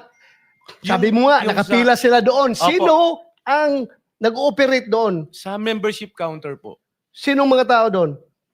Yung mga empleyado po ng Soler. So, dinay mo ha na hindi ikaw ang nag-facilitate na pag-issue Hindi ng po talaga, fake. Your Honor. Ako po, kung ang sinasabi ko nga po, kaya ko pong panindigan ng aking salaysay. Kasi ano po na meron pong, kung may re-retrieve lamang po yung video, lahat po sila doon, nakapila po sila So, doon. sino ang nandoon, nagbibigay ng gumagawa ng ID? Magbigay ka ng pangalan. Ano po yun iba-ibang, ano po yun empleyado po, papalit. Sige, magbigay ka ng pangalan para patawag natin dito. Alam nyo, naubos ang pera ng Pilipinas dahil sa inyo Ina-allow nyo sila doon maglalaro ng fake na ID. Kaya hinigop nyo yung pera ng DPWH. Your Honor, kung mamarapatin niyo po, Oh. nung makilala ko po sila, naglalaro na po. Balik lang tayo sa tanong ko. Opo. You can give me names kung sino ang gumawa ng ID nila? Wala po akong knowledge, sir, pagkapangalan po Pero yung mga... Sino nga ang tao doon? Ikaw nga nag-escort doon, papunta doon. Sino gumagawa ng ID Hindi ko na po nila? maalala, sir. Your Honor, since 2022 pa po yung pangyayari po na yun. Sure ka, ha? Opo. You can be cited in contempt pag nagsinungaling ka dito. Hindi po ako nagsisinungaling. Ikaw lang ang hindi milyonaryo na makukulong ngayon dito. Lahat yan, milyonaryo bilyonaryo yung na-contempt namin. Ikaw wala kang pera, pero sasama ka doon sa baba. Ako nga po, Your Honor, yun po ang kinakasama ko ng lubog, siyempre. Okay lang umiyak. Okay lang umiyak. Hindi po, ang inaano ko lang po, yung pati yung mga anak ko, saka yung nanay ko na nananahimik po. Kami po, lumalaban lang po ng pareha sa buhay. Alam ko, empleyado ka lang dyan Pero yung nga lang, tulungan mo kami na kuha ang katotohanan. Kaya ka pinatawag dito. Kasi kung alam namin na ikaw na diretso, hindi ka na namin tanungin. Papusasan ka na namin diretso. Kaya tinatanong ka namin para malaman namin kung sino itong malaking sindikato na ito eh. Parang paggawa Kasi- ng programa hanggang pag-implement, hanggang sa paglustay ng pera na nakamkam nila. Kasama kayo sa sindikato dahil kayo ang nagbigay ng ID na Hindi fake. hindi po talaga ako. Okay, wala kami ibigay na pangalan. Wala po kasi po akong kinalaman. Ma-retrieve mo yung CCTV doon na kung 2022 hindi malabo na, sabihin naman ng CCTV na good for 1 month lang maximum yung retention ng memory ng CCTV namin. 2022 malabo na. Kaya I am relying your human memory, not the CCTV memory. Your Honor, pwede pa pong pagbasihan yung membership card nila. Kasi real time po yung pictures po nila doon eh. Yung kung ano po yung picture nila doon, yun po yung araw na nagsipirma po sila nung ginagawa nila yung card. At doon din po nila prenisinta yung mga IDs. Okay, sige. Hanapin namin yan. Not, Opo. you're not yet off the hook, ha? Papatawag ka pa rin namin. Okay lang po, Ha? Your Honor. Maraming Thank you. salamat po sa pagbibigay nyo na po ng Salamat. chance sa akin po. Mr. Ronald, yes, sir. paano kayo nagkakilala ni na Bryce? Yun po yung meron pong insidente po sa Soler na pagbaba ko po ng hapon is meron po kaming players. Naglalaro po sila sa ibang tables, maingay po sila, masaya po sila. Ngayon, ang pagkakasabi po sa amin, sila po ay mga sabungero at mga kontratista. Ngayon po, si Mr. Loren Cruz, may nakakilala po sa kanyang tiga sa kanila, which is pinakilala lang po ako kasi mu-order po sila ng pagkain, na-decline po sila. Kaya po pumasok yung point na yung pagpapa-member po nila, pinaliwanag ko po sa kanila na yung kung ano po yung pribilehiyo pagka magiging member ka po ng isang casino po. Meron ka pong makukuha na libre pong pagkain, na libre na inumin, na libre na hotel rooms. Basta po naglalaro ka. Sayang naman po kasi kung naglalaro po sila, ma-accumulate po nila yun, makakakuha po sila ng libreng... Kailan yan? Yung October way back 2022 po, kung matatandaan ko po. Mr. Chair. Opo. Pasensya na po kayo, Mr. Chair. Continue. Opo. Ito po ang aking salaysay na Sige. Gaano kahaba naman yung salaysay mo?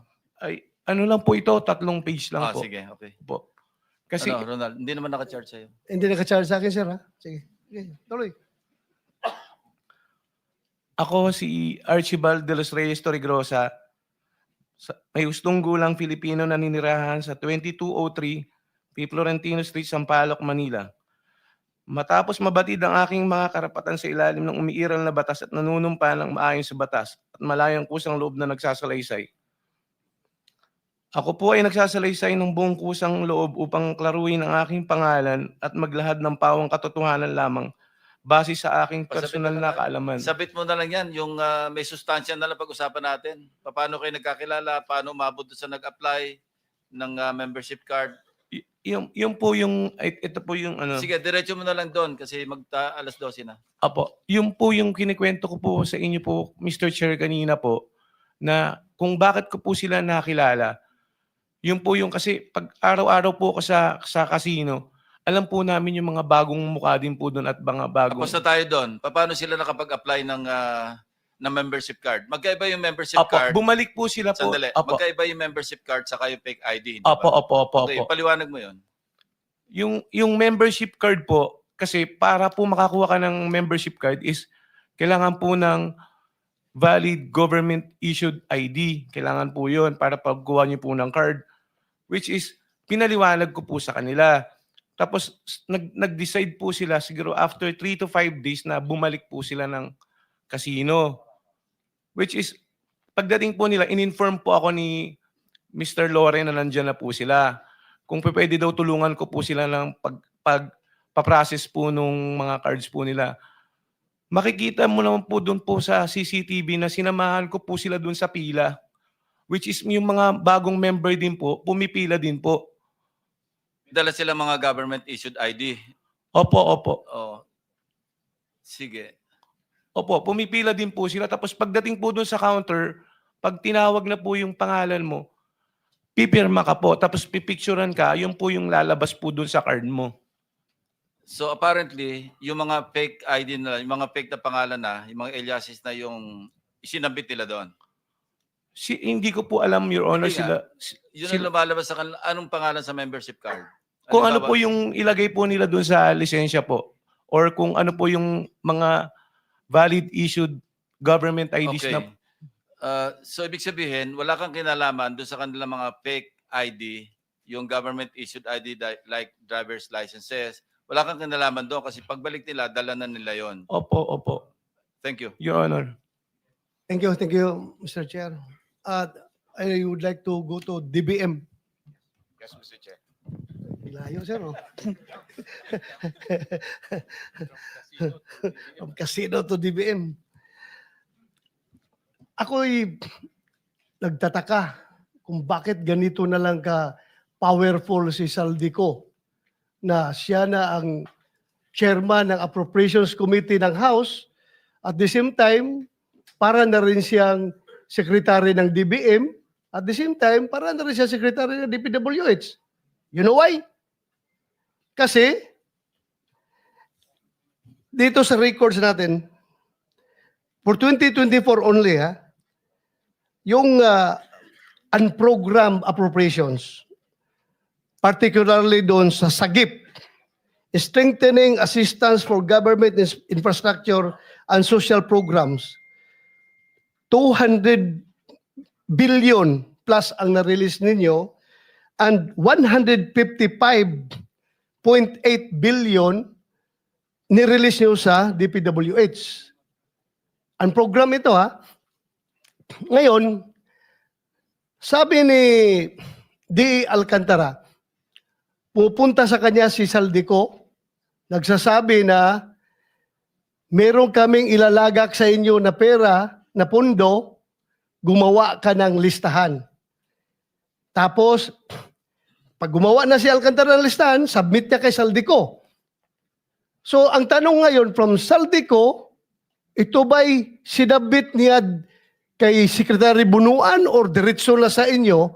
Bakit nakapag-release kayo ng SARO sa mga ghost projects sa Bulacan na galing sa program appropriations? Mr. Chair, Sige. we only act on requests coming from the agency, not from the Congress. So in this case, this comes from the Department of Public Works and Highways, Mr. Chair. Okay, Engineer Alcantara, sa pagkakaalam mo, pag-submit mo ng listings ng project kay Saldico, binibigay pa niya kay Secretary Bunuan para Sir. si Bunuan mag-request sa DBM? Sir, hindi ko na po alam yung after nung nagbigay po ko kung Saldi. Hindi ka nagtanong?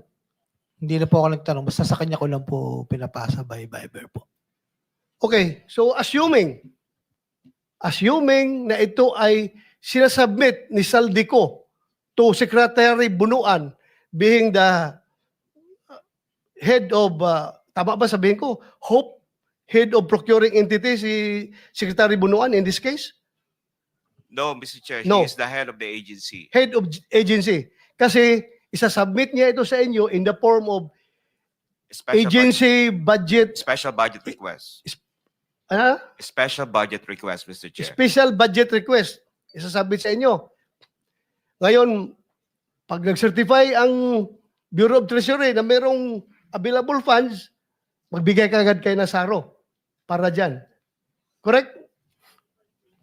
Mr. Chair, of course, based on the request, we will evaluate and then kung titignan namin, Mr. Chair, kung there's available excess revenue because ang program fund could only be unlocked if there is an excess revenue certified by the Bureau of the Treasury.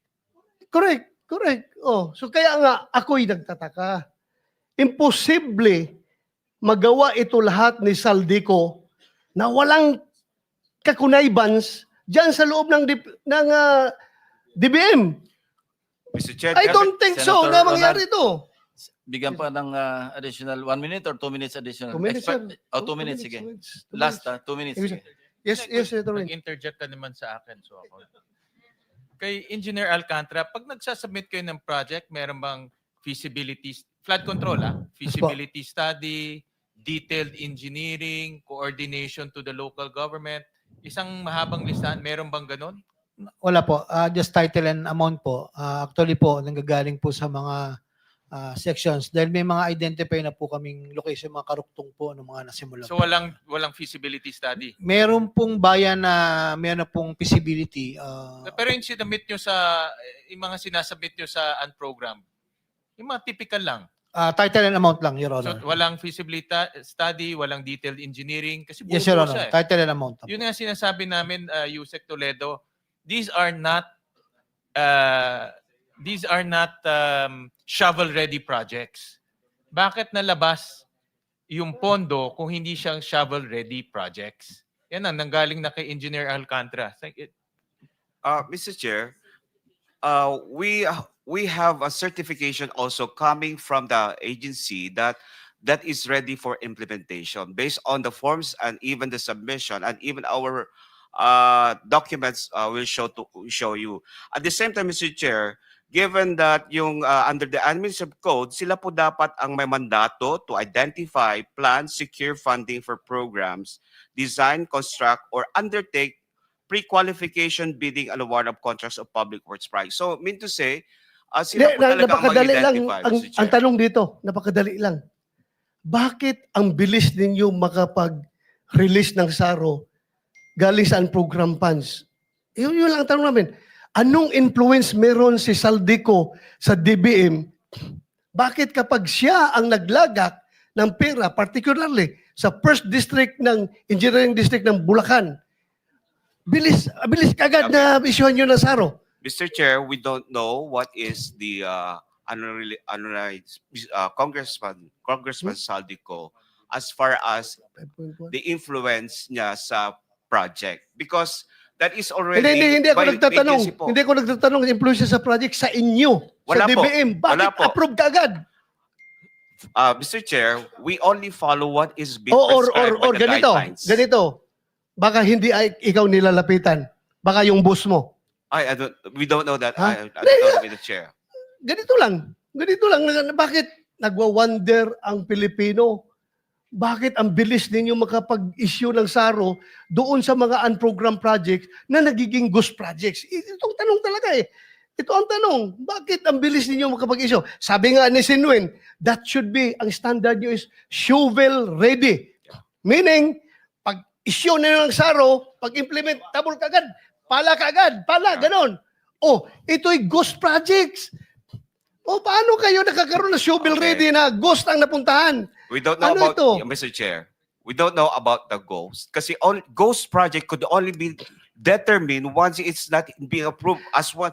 The reason po, hindi namin malalaman, Mr. Chair, kung ghost siya o hindi. Kaya nga, once pero yung as to preparation or submission po ng budget, ang nanggagaling lahat po dyan because we have also charter to follow na kung hindi namin i-release based on the request at nag-comply lahat po sa requirements, then kami naman po ang mananagot. So, based on our charter, we follow what is in our charter and of course, release the document based on on that charter, Mr. Chair. So, meron po kami sinusundan talaga, Mr. That is published in our website. Alam mo, kung gusto, maraming dahilan. Kung gusto, maraming paraan. Pag ayaw, maraming dahilan. Alam mo, pareho tayong nasa gobyerno, gusto sana namin mag-cooperate kayo fully. Bakit ganito? Let us, please help us to answer the question why. Hindi lang question ko yan. Question ng taong bayan. Kung bakit kapag mga project na gusto ni Saldico, ang bilis ninyo maka-issue ng SARO. Yun lang akin ha. Ay hindi kita pinopolt, Mr. 10 seconds. Yusek ha. Hindi Senator. ikaw ang may kasalanan. Hindi kita pinopolt dito. Oh, you have now 5 seconds. 5 seconds, sir. Nagtataka lang ako, bakit ang DBM ang bilis maka-release ng SARO para sa mga request ni Saldico? Yun lang. Yeah, Mr. Chair. Sige, respond na lang and then time's up. Lahat po tayo, sir, Mr. Chair, we are ruled by law. So we follow what is in the law, what are the rules and regulations. Yun lang po ang masasabi ko. We have the charter and we have to obey that charter and we have to follow that. Because kung di namin sundan yon, kami naman po ang malalagot. Kaya That's my concern. as I've said, Tapos na po Hindi yung time nyo. sir, Tapos ka na okay kanina. lang. Sige. Hindi kita pinofault dito. Huwag mo sabihin na, baka sabihin mo na naman si Senator Bato, gustong baliin ko yung batas para, sumunod tayo sa batas. Yeah. Ha? Thank you, Mr. Chair. Sumunod tayo sa batas. Pero ang tanong ko lang, sana may sagot. But anyway, hindi mo kayang sagutin, wala tayong magawa. Thank you, Mr. Chair. Senator De La Rosa. Senator, before I recognize, i-clarify lang kay Archibald, empleyado ka ba ng Soler? Hindi po, Your Honor. Paano ka napupunta doon? Paano ka nakapag-influence ng ganon? Ako po ay matagal na pong naghahanap Anong- buhay po sa Anong job description mo? casino po, sa casino po. Specifically, anong job description mo? Nagba-buy and sell lang po kami, sir. Your Honor. Anyway, sige, never mind. Sige, Senator Pangilinan is recognized. Thank you, Mr. Chairman. Ang una kong tanong ay sa COA. Nasaan ang COA?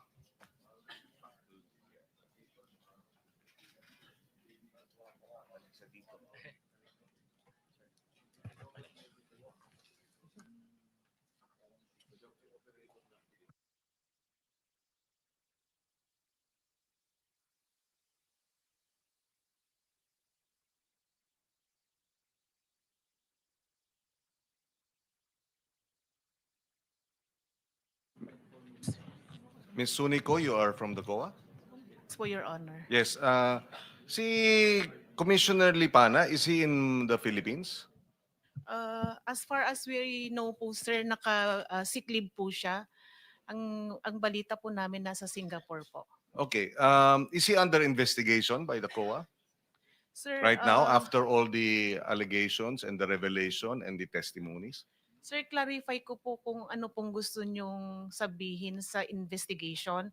Kasi po, sir, di ba po impeachable official po siya. Pero No, with respect to your internal, your internal processes as a commission, hindi naman pwedeng maghihintay kayo ng impeachment? Should you not also have your internal investigation? sa mga transactions po siguro, sir, nire-review na ng mga auditors, and even po doon sa na-mention po nung nakaraang hearing, sir, na meron po siyang transaction sa Bulacan, kasama po yun sa fraud audit. Pero doon po sa position niya bilang commissioner, sir, na investigation, parang hindi po saklaw ng COA po. Ibig sabihin, hanggat walang impeachment investigation or complaint, walang aksyon ng COA sa ganitong klaseng sitwasyon? Sir, hindi ko po masasagot, sir, kasi, sir, di ba po ang option lang it's either mag-resign po siya or ma-impeach po siya. Okay, but kung gano'n ang hihintayin natin, ibig sabihin, hanggat walang nagpa-file ng impeachment complaint, wala ring internal disciplinary processes yung COA. For example, okay, I can understand that up to a certain extent, although I disagree with it, no, na wala kayong pwedeng gawin dahil impeachable officials. But dun sa mga COA auditors na may kinalaman o na-involve or sila ang nag-audit nitong mga ghost projects, meron ba kayong ginagawa tungkol doon? Kasama po siya sa fraud audit, sir. Kasama po siya sa objective ng fraud audit team kung involved po yung mga auditors natin. And then eventually kung ma-prove po siya ng fraud audit team natin na kasama po yung mga auditors, isasubmit po yan sa internal audit affairs po namin. Yeah, but how long will that take? Kasi ang pinag-uusapan dito 2020, at least initially 2023, 2024, 2025 based dito sa Salaysay. Meron na kayong ongoing investigation ng mga auditors ninyo? In other words, meron bang nag-audit sa mga auditor? Meron po, sir. Opo, meron po. Okay, kasi nga yung gusto nating malaman kung totoo ba yung biro na commission o audit. Ibig sabihin, bigyan nyo kami ng komisyon at kung walang komisyon, bibigyan namin kayo ng audit. Kasi hindi natin alam paano nakalampas lahat itong mga substandard, etc. ng ilang taon. No? So we need that information in the next hearing. If you can at least submit an updated, ano ang update doon sa mga investigation ng mga auditors that may have yung fraud ano niyo, no? Unit, what do you call it? Fraud Audit Office po, sir. Fraud, okay. Opo. But as far as I'm concerned po, sir, wala na po din doon sa team yung mga auditors natin sa Bulacan First District Engineering Officer. Na-reshuffle na po sila.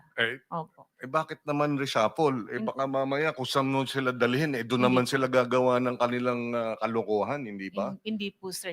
Wala na po sa auditing unit po. Yes, but should not there be a deeper investigation? Were they involved? May ongoing na po, sir. Okay, so we want the update. If it's meant to be confidential, then we will keep it strictly confidential. But the committee I would be interested, and I'm sure the committee would be interested to know what you're doing. Opo, sir. Okay, Opo. thank you. Thank you. And sa usapin ni Commissioner Lipana, mabalik lang tayo. Meron akong kontrata dito, contract of agreement, no? Department of Public Works, no? Involving Convergence and Special Report Program, Olympus Mining and Builders. Siguro, Mr. Chairman, I will turn this over to the committee because interesting enough, ang asawa ni Mr. Commissioner Lipana, ang ginagamit niya doon sa kontrata is her maiden name. Olympus Mining and Builders Group Philippines, represented by Marilu G. Laurio. So mukhang mayroong concealment, no? Dahil alam niyang asawa siya ng isang commissioner, hindi siya pwedeng kumontrata dahil may conflict of interest. So dito nakalagay Marilu G. Laurio and she signed it, no? Pinirmahan niya. Authorized Managing Officer. Ganun din sa Olympus Mining, Marilu Laurio, name and signature of contractor's representative. No, so maybe we should also invite Miss what is her name? Laurio or Lipana, also known as to the committee for the next hearing, so that she can shed light as to these contracts, Mr. Chairman. Now, puntahan natin si Sims Construction, Sally. Sabi mo, ikaw ay nagwi-withdraw ng sa Malolos, Bulacan, Land Bank. Yes, Your Honor. Magkano wini-withdraw mo? Kasi, Your Honor, hindi na, halimbawa 457, kung ano lang po yung available that day, hati-hatiin po yun. Magkano nga yung isang transaksyon? 50 million? 10 million, 100 million. Cash. Wini-withdraw mo ng cash. Yes, Your Honor. Ano po may withdrawal po 457 457 million. Pumayag yung bank manager sa 457 million cash. Wala kayong cheque? Checking account ba yun? Cash po yun, Your Honor. Na-request ko po. Paano pumayag yung bank manager na i-release yung 457 million cash? Ano naman po sa land bank naman po yun at Your Honor. So land bank, bank manager. yes. Also, Lilibeth Lim. Hello, Highway po. Andito pala. Is she from the land bank? Malolos branch. Ma'am, can you join us? So, may arrangement ba kayo, Sally, sa bangko para pumayag sila ng may malaking transaksyon na gano'n na ilalabas? Please come forward, ma'am. Yun sa land bank. Your Honor, papaalam naman po ako sa kanila. Mauna po, may withdrawal po akong ganon. So hindi naman po agad-agad yun ibibigay. May mga araw po yun na sasabihin na kasi kinukuha pa daw po nila sa ibang... Kaya nga. Opo. Pero pangkaraniwan, yun yung pinakamalaki. 457 million isang araw. Teka po. I-recall ko lang po ulit sa... O ano ang pangkaraniwan? Tanong ko po sa abogado. 50, 70 million? Mga minsan po kasi kalahati, minsan 200. Million? Opo. Minsan po 150. Depende po sa ano po, kung ano po yung Kay Mr. available po na- Okay, kay Mr. Diskaya, ganun din ba? Meron kayong account sa Land Bank? Yes, Your Honor, meron po. Tapos dinideposit sa inyong account sa Land Bank yung pondo ng DPWH? Your Honor, ano po, LDAP po. LDAP. Ibig po sabihin yung mula po sa DPWS pag binayaran kanila, papasok na po yun sa account mo. Sa Land Bank? Opo, nasa iyo na po yun kung gusto mong i-withdraw or Yes, panatilihin yes. na po muna doon. So, kayo may checking account kayo o nagwi-withdraw din kayo ng cash? Pag kailangan pong bumili ng mga materyales na cash para po mas makamura, doon lang po kami nagwi-withdraw ng cash. Pero umaabot sa 100 billion din yung inyong account sa Land Bank? Tama ba yan? Depende po sa collection po na makukuha po Well, namin. yes or no? Umaabot ba ng billion ang accounts ninyo sa Land Bank dahil sa mga project ninyo? Hindi naman po kasi kadalasan po pinabibili din po ng materyales at saka pampasweldo. Pumapasok pa rin sa account ninyo. Yes po, Your Honor. So nagkakaroon ng reflection sa account ninyo yung pumapasok na billion-billion. Yes po, Okay, Your Honor. okay. That's all I need to know. Ma'am, practice ba yan ng bangko na magre-release ng 457 million cash? Hindi ba red flag na yan na dapat nire-report? Ang gusto natin malaman dito complicit ba ang banking system natin sa ganitong klaseng corruption? Mr. Chair, apologies po that I can...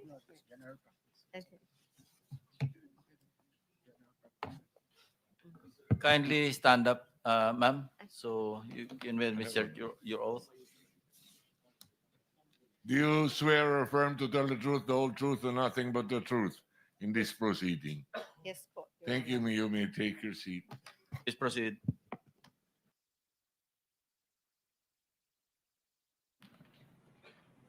Go ahead, ma'am. Please answer the question. May I request to repeat the question if okay po? Apologies po. Yes. Mr. Chair. Ganun ba ang patakaran? You can I can have 457 million pesos cash released as a bank on a single day, and wala ba, di ba red flag na yan? Di ba dapat nire-report na yan? We want to know if the banks are complicit in this the illegal transactions using government funding. You're land bank, di ba? Yes. The land bank is once the transaction is more than 500,000, it will be automatically captured by the system and be reported as covered transaction report. And It's that's automated po once it is over 500,000. that's all you do? At first, that is what we Yeah, are that's the already law, doing. but that's Yes. all you do. Wala ba kayong know your customer? Nagwi-withdraw ng 457 million, okay lang? We have Report lang na over 500,000? we have due diligence and KYC as well upon opening up the account po, Mr. Chair. So how did this happen? In particular account po, it is according to bank secrecy, we need to request for the consent of the of the client. Miss Sims, Miss to Sally, buy okay lang siyang magpaliwanag? Under the bank? Yung ano, paalam lang po ako sa attorney ko. Waiver of your rights to under the bank secrecy law. Yes, Your Honor.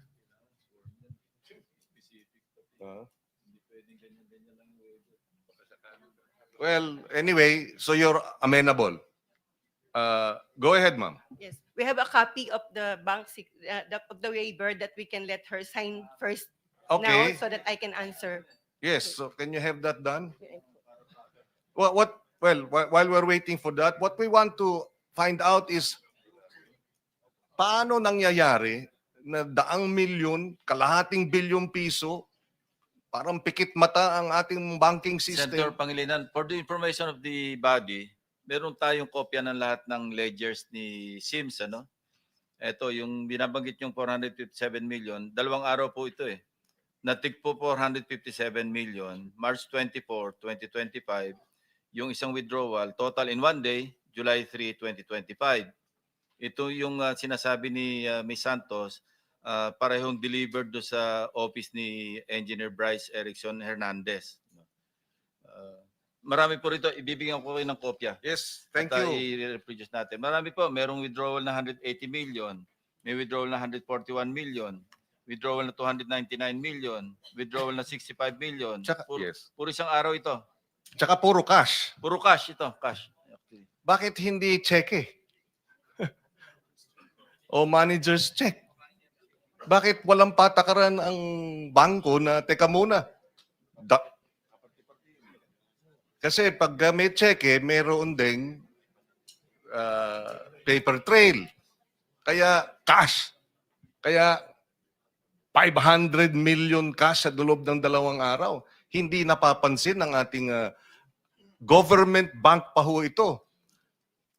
At most likely, alam ninyong government funds yung binayad doon sa kliyente ninyo. Senator Kiko, bigyan ka namin ng additional 2 minutes. Yes, please. Okay, Thank you. thank you. Go ahead, Ms. Lim.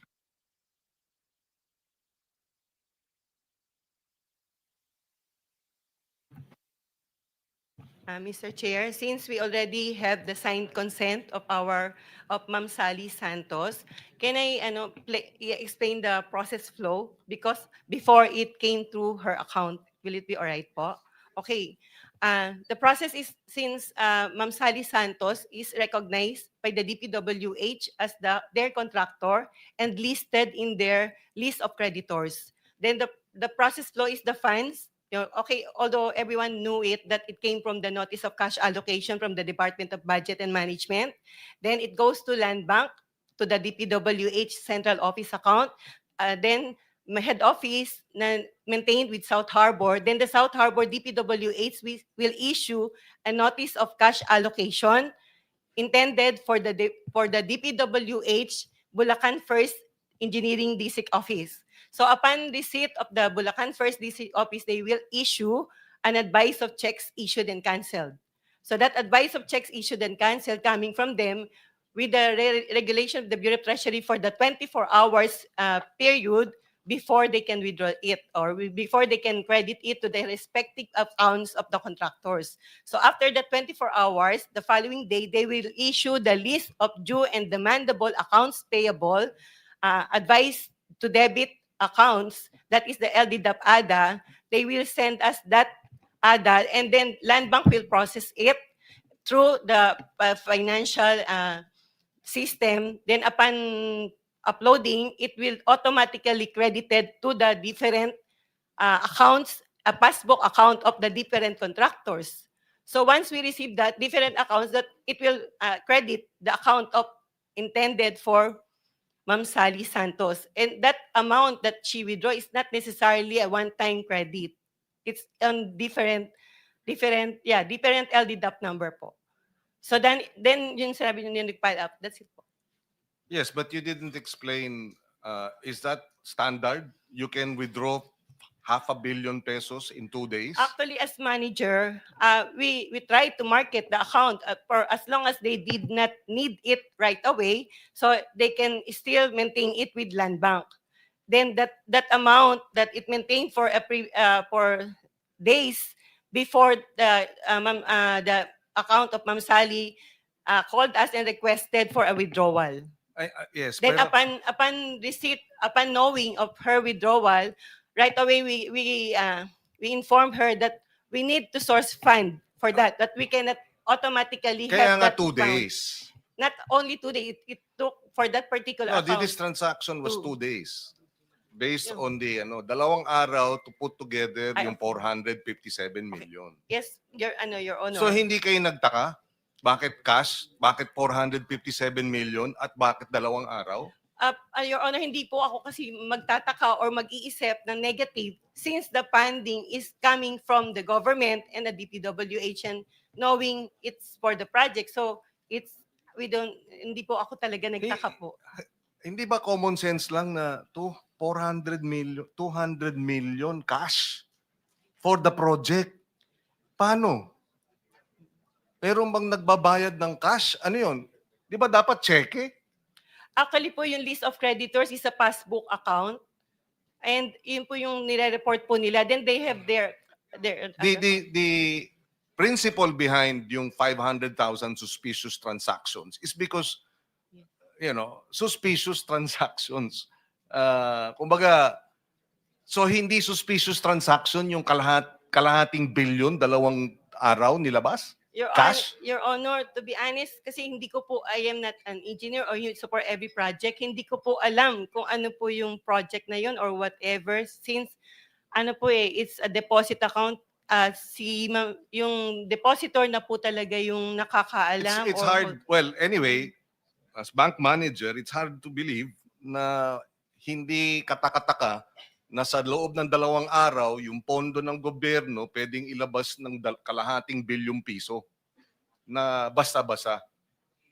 Cash. Senator Kiko, tanungin ko lang kay Ms. Sally, sino nag-i-inform sa inyo na nakapasok na yung pera? Yung bangko o sina Bryce?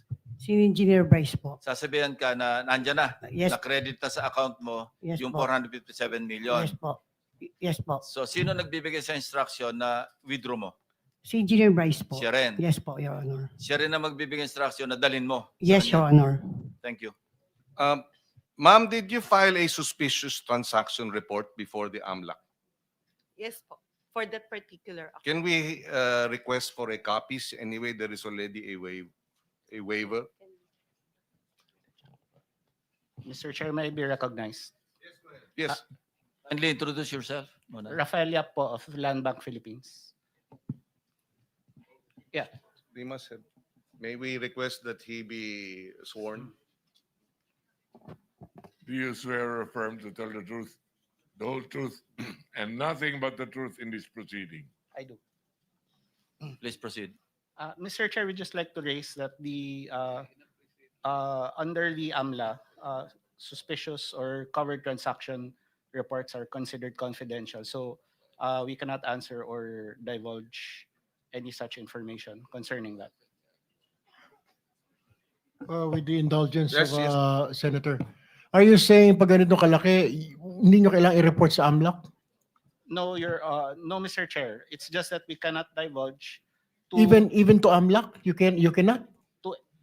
it's part of the sorry if with your permission, if we could Can we talk to AMLAC with the Yes, indulgence yes, of please. AMLAC, where are you? Tama po ba yung pinagsasabi morning, nito? Mr. Chair. Hindi nila kailangan mag-report sa inyo ganito ng transaction? Before I answer, Mr. Chair, I'd like to manifest that I have not yet sworn. Do you swear or affirm to tell the truth, the whole truth, and nothing but the truth in this proceeding? Thank you. Take your seat. Sige po, pakisagot po. Mr. Chair, may I have the question repeated? Question is, sinasabi niya, may confidentiality, hindi lang kailangan i-report sa inyo yung ganung kalaking mga transactions. I mean, almost half a billion. Tama po ba yun? They don't have to report it? Your Honor, yung pong pag-report po nila ng STR, subject to the risk appetite po ng covered institution po. So it depends on the parameters or guidelines na nasa policy po nila.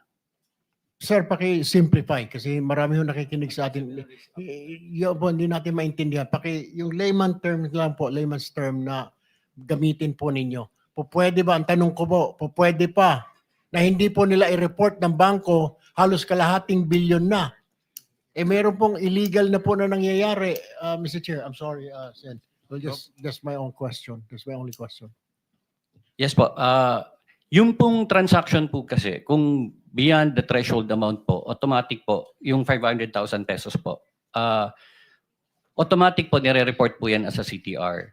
Ngayon po, sa batas po natin, may mga circumstances po na naka-enumerate doon kung kailan pwedeng i-report as STR po ng bangko. Suspicious transaction report po. Okay. So, kung sa kanila pong discretion po, ang interpretation po nila is papasok po yung transaction, even if it's beyond the 500,000 pesos po, they can report that also as an STR. Okay, so Okay lang, I can proceed. Yes. So, a suspicious transaction report was submitted to you, AMLA.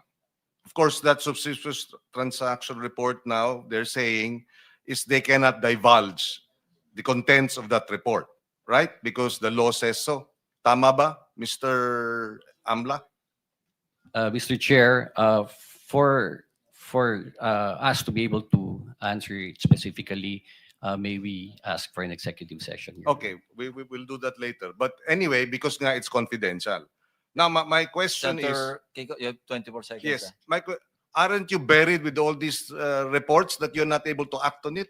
Assuming meron kayong basis to act, what do you do? 500 million, 2 days from a contractor, withdrew cash, galing sa DPWH, anong gagawin nyo? Wala. Ito po, usually pag trigger for investigation po, we are able to conduct a backtracking of the transactions, Your Honor. Yes, but and then what? If it is related to an investigation of an unlawful activity, Your Honor, we make use of it as part of our case build-up.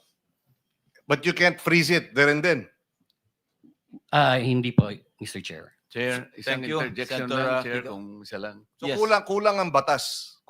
You're saying kulang ang ngipin ng anti-money laundering law in this regard? Just the last question. Because kung ganon, di ayusin natin yung anti-money laundering law. Pagka may ganyang mga sitwasyon, dapat proactive yung bangko. Sila mismo tatawag sa inyo, hindi lang magpa-file ng report. May problema po rito, kayo na po ang gumawa ng aksyon. Di ba? If you're given that opportunity, would you avail of it, given that the law provides for that? Of course you would, right? Ma'am, DB. You may answer. Thank you very much, Senator Kiko. Your Honor, at Landmark, we have the authority or the department who's handling that particular transaction po. Kulang Thank nga you. ang batas. Thank you, Senator Pangilinan. Senator Erwin, but there's an interjection from Senator Marcoleta.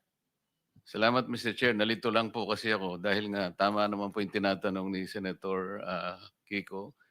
Mahigit pong halos kalahating bilyon, wala pong plug. Kasi po, Mr. Chair, ako po ay nagbebenta noon ng lettuce.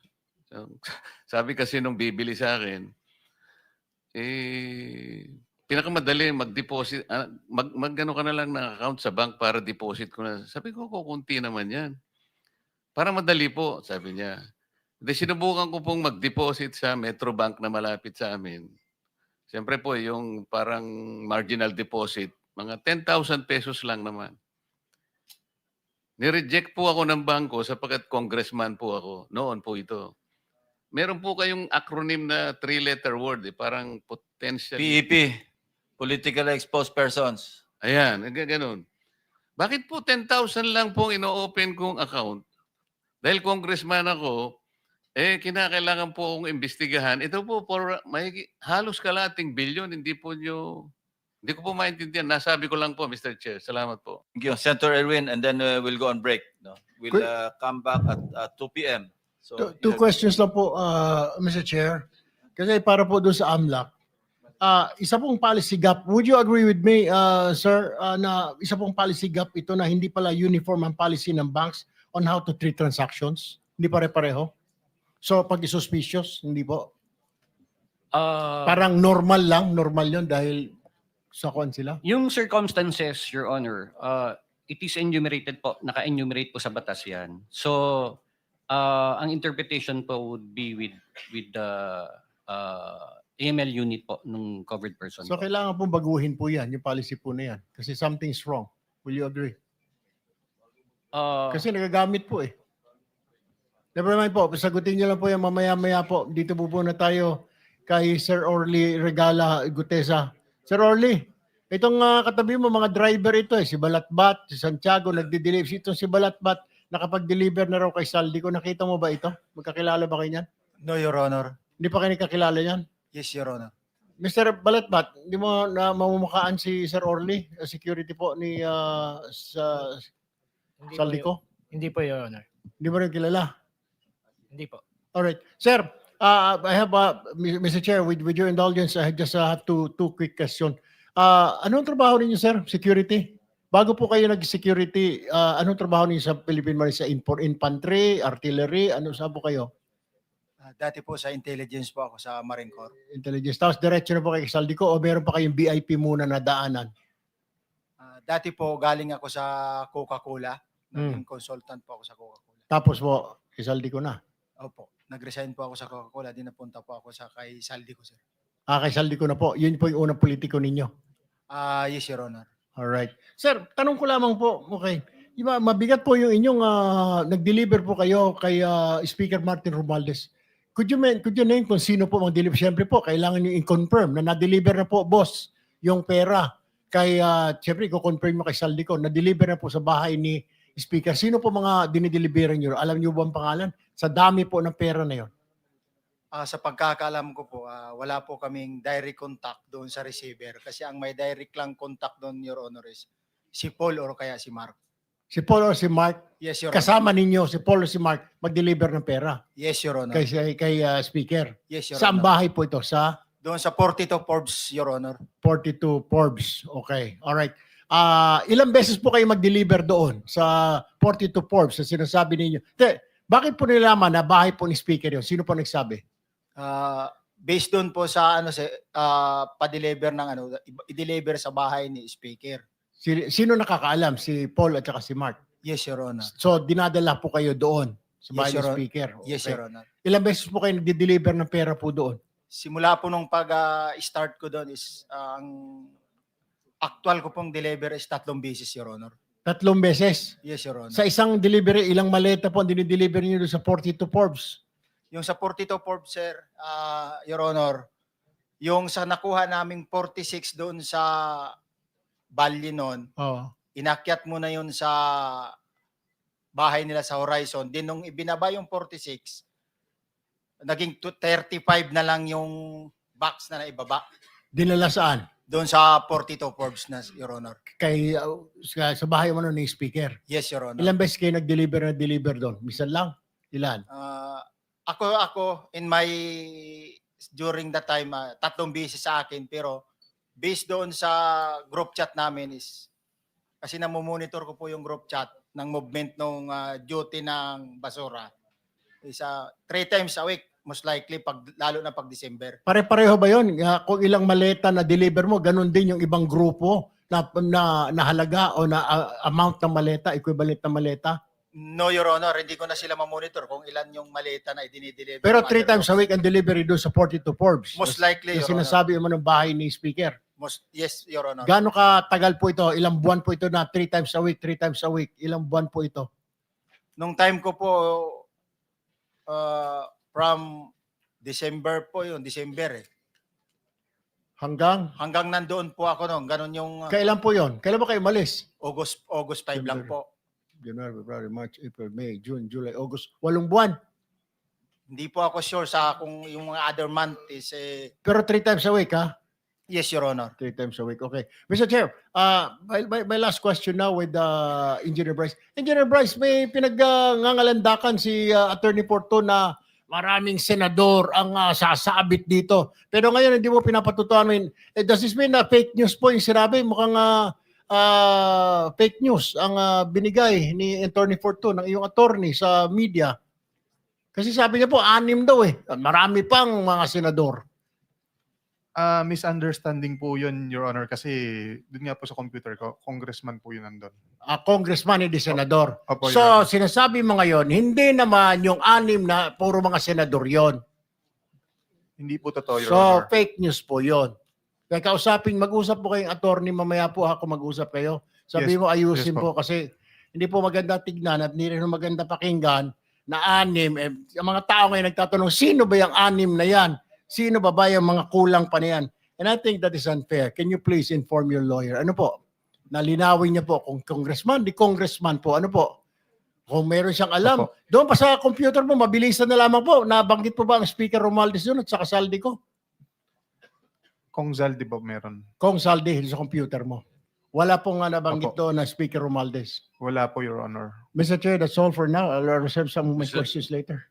Yan, you, Senate Mr. President Chairman. Chico. Mr. Chairman, just one question to Mr. Gutesa. Kasi parang naalito lang na kami na konti doon sa kwento mo. Can you give the details nung sinasabi mong delivery between Eric Yap and Saldico? Sino nag-deliver sa kung kanino sa kwento mo? Nung part of December, sir, ng 2024, doon ko po na aktuhan si Congressman Yap na siya mismo ang nag-deliver doon sa Valle Verde 6 ng 46 na maleta na naglalaman ng yung level kasi ng maleta may nakalagay na post 8, may nakasulat na 48 siya. Pagkatapos nung binuhat na namin yung maleta na yon, inilagay doon sa bahay, binubuksan ni Paul yun, saka binibilang. Kaya Teka. na-notice ko na Okay. Sabi mo galing kay Eric Yap? yes, Your Honor. From one congressman to another. Saan nyo kinuha kay Eric Yap yung 46 na maleta? Dineliver lang niya po, kita lang po kami doon sa sa Valle Verde 6. Dinala niya lang yung mga maleta na yun doon sa Valle Verde 6 during the time. Tapos kayo ang nag-deliver sa... Nung inilipat po namin sa sakyan, dinala na namin sa Horizon yung mga maleta na yun. Yun yung 46 na sinasabi mo. Yes, Your Honor. Okay, thank you. Mr. Chair, I just want to make addition, yung mga clarification po na gano'n. Kasi po sa Kongreso, siguro alam din po ito ni ni Senator Dante Marcoleta, magkasama po kami. Uso po yung bilihan ng budget sa Congress. Opo, the budget po, si Senator Marcoleta can attest to this. Kaya po minsan paghapon, pagpanoodin niyo po sa TV, paikot-ikot po mga kasamahan namin sa Kongreso, yun pala, lalapitan yung isa, may budget ka ba natitira dyan? Akin na lang, 20%, parang gano'n susus basta. Yun po ang pagkakaalam ko, Mr. Chair. Thank you for the education. Hindi Mr. namin Chairman. alam sa Senate yun. Point of information. Point of information. Yes, sir. Intervention lang, intervention. Yes. Just information. Mr. Orly, bakit kasi yung na-highlight mo yung 48 lang? Sabi mo naman, halos 3 beses sa isang linggo, meron delivery. Bakit yun lamang alleged delivery ni Rep Yap parang yun ang natandaan mo? Kasi yung po, Your Honor, yung kauna-unahan na nung mag-duty ako sa basura, yun ang kauna-unahan talaga na naaktuhan ko talaga. Ibig sabihin, unang duty ko, yun talaga yung bumungad sa akin, Your Honor. Pero marami kayo, may backup, kung may advance party ka mo. Ilan ba kayong, sabi mo galing ka sa Marines, ilan ba kayo talaga yung nagsisilbi kay Rep Saldico? Total ko parang nasa 90 plus eh. So, kung 90 plus, meron ka bang natatandaan ng mga kasama mo? Mabilis lang, para makita natin na talagang nagsasabi ka na totoo. Sino-sino yung kakilala mo sa Marines? Sa Marines, mayroon. Sila Jubit Bunagan, Sige. Mark Bunagan, Alan Colisio. Maliban sa Marines, meron di bang ibang serbisyo? Halimbawa, Mayroon din. police meron? Mayroong pulis, 6 na galing sa PSPG. Kung sakasakali, meron nakakarinig sa mga kasama mo at sasabihin nila, mali naman ang sinasabi mo, tumarap sila rito. Kaya mo ba silang harapin? Yes, sir. Salamat po, Mr. Chair. Senator Pangilinan. Yes, yung Eric Yap ba na congressman, yun yung dating chairman ng Appropriations Committee. Tama ba? Wala po akong knowledge regarding sa kanya. Basta Yes, Eric but Yap lang po well, yun. for the record, Eric Yap used to be chairperson of the Appropriations Committee in the House. Point of information. Thank you. Last na lang before we go on break. Anong specific duty assignment mo sa Philippine Marines? Anong unit? Sabi mo, intelligence. Ay, sir, sa MC2 ako dati, sir. Marine Corps Intelligence. Bakit? Authorized ba yung mga Philippine Marines na mag-serve as security escort ng civilians? No, Ang sir. alam ko- Sorry, sir. No, sir. During that time, sir, retire na po ako. hiner ka bilang retired na Marine personnel. Ay, sir. Okay, thank you. So, Mr. Chair, in connection Sige. doon sa tanong mo, okay. sinabi mo 90 kayo na security ni Saldico? Most Ano? likely, ganun yung bilang, sir. 90? Ay, sir. 90? Ay, sir. Isang kumpanya na yan ng Marines kung tutusin. Yes, sir, pero 90 is the number. Napakarami. More or less, sir. More or less. Hindi ako exact sa number, but more or less. Talo si Senate President nito. Ilan lang pong gwardiya mo, Sir Senate President? Wala, zero. Ikaw nga ang mismo nagdadrive, no? Wala, basta kasama ko lang si 6 hour, okay na ako. Sige, thank you, Mr. Chair. Thank you. So, we go on break and then we come back at 2 p.m. Is that okay with the members? 2 p.m. And then, Mr. Chair, hindi pa ako tapos. Meron pa Hindi pa akong, pala. mamaya po. Mamaya na. Mamaya na lang, Resume po. pag-resume natin. Sige, i-continue. You will have your fresh 7 minutes pagbalik natin. Thank you. See you at 2 p.m.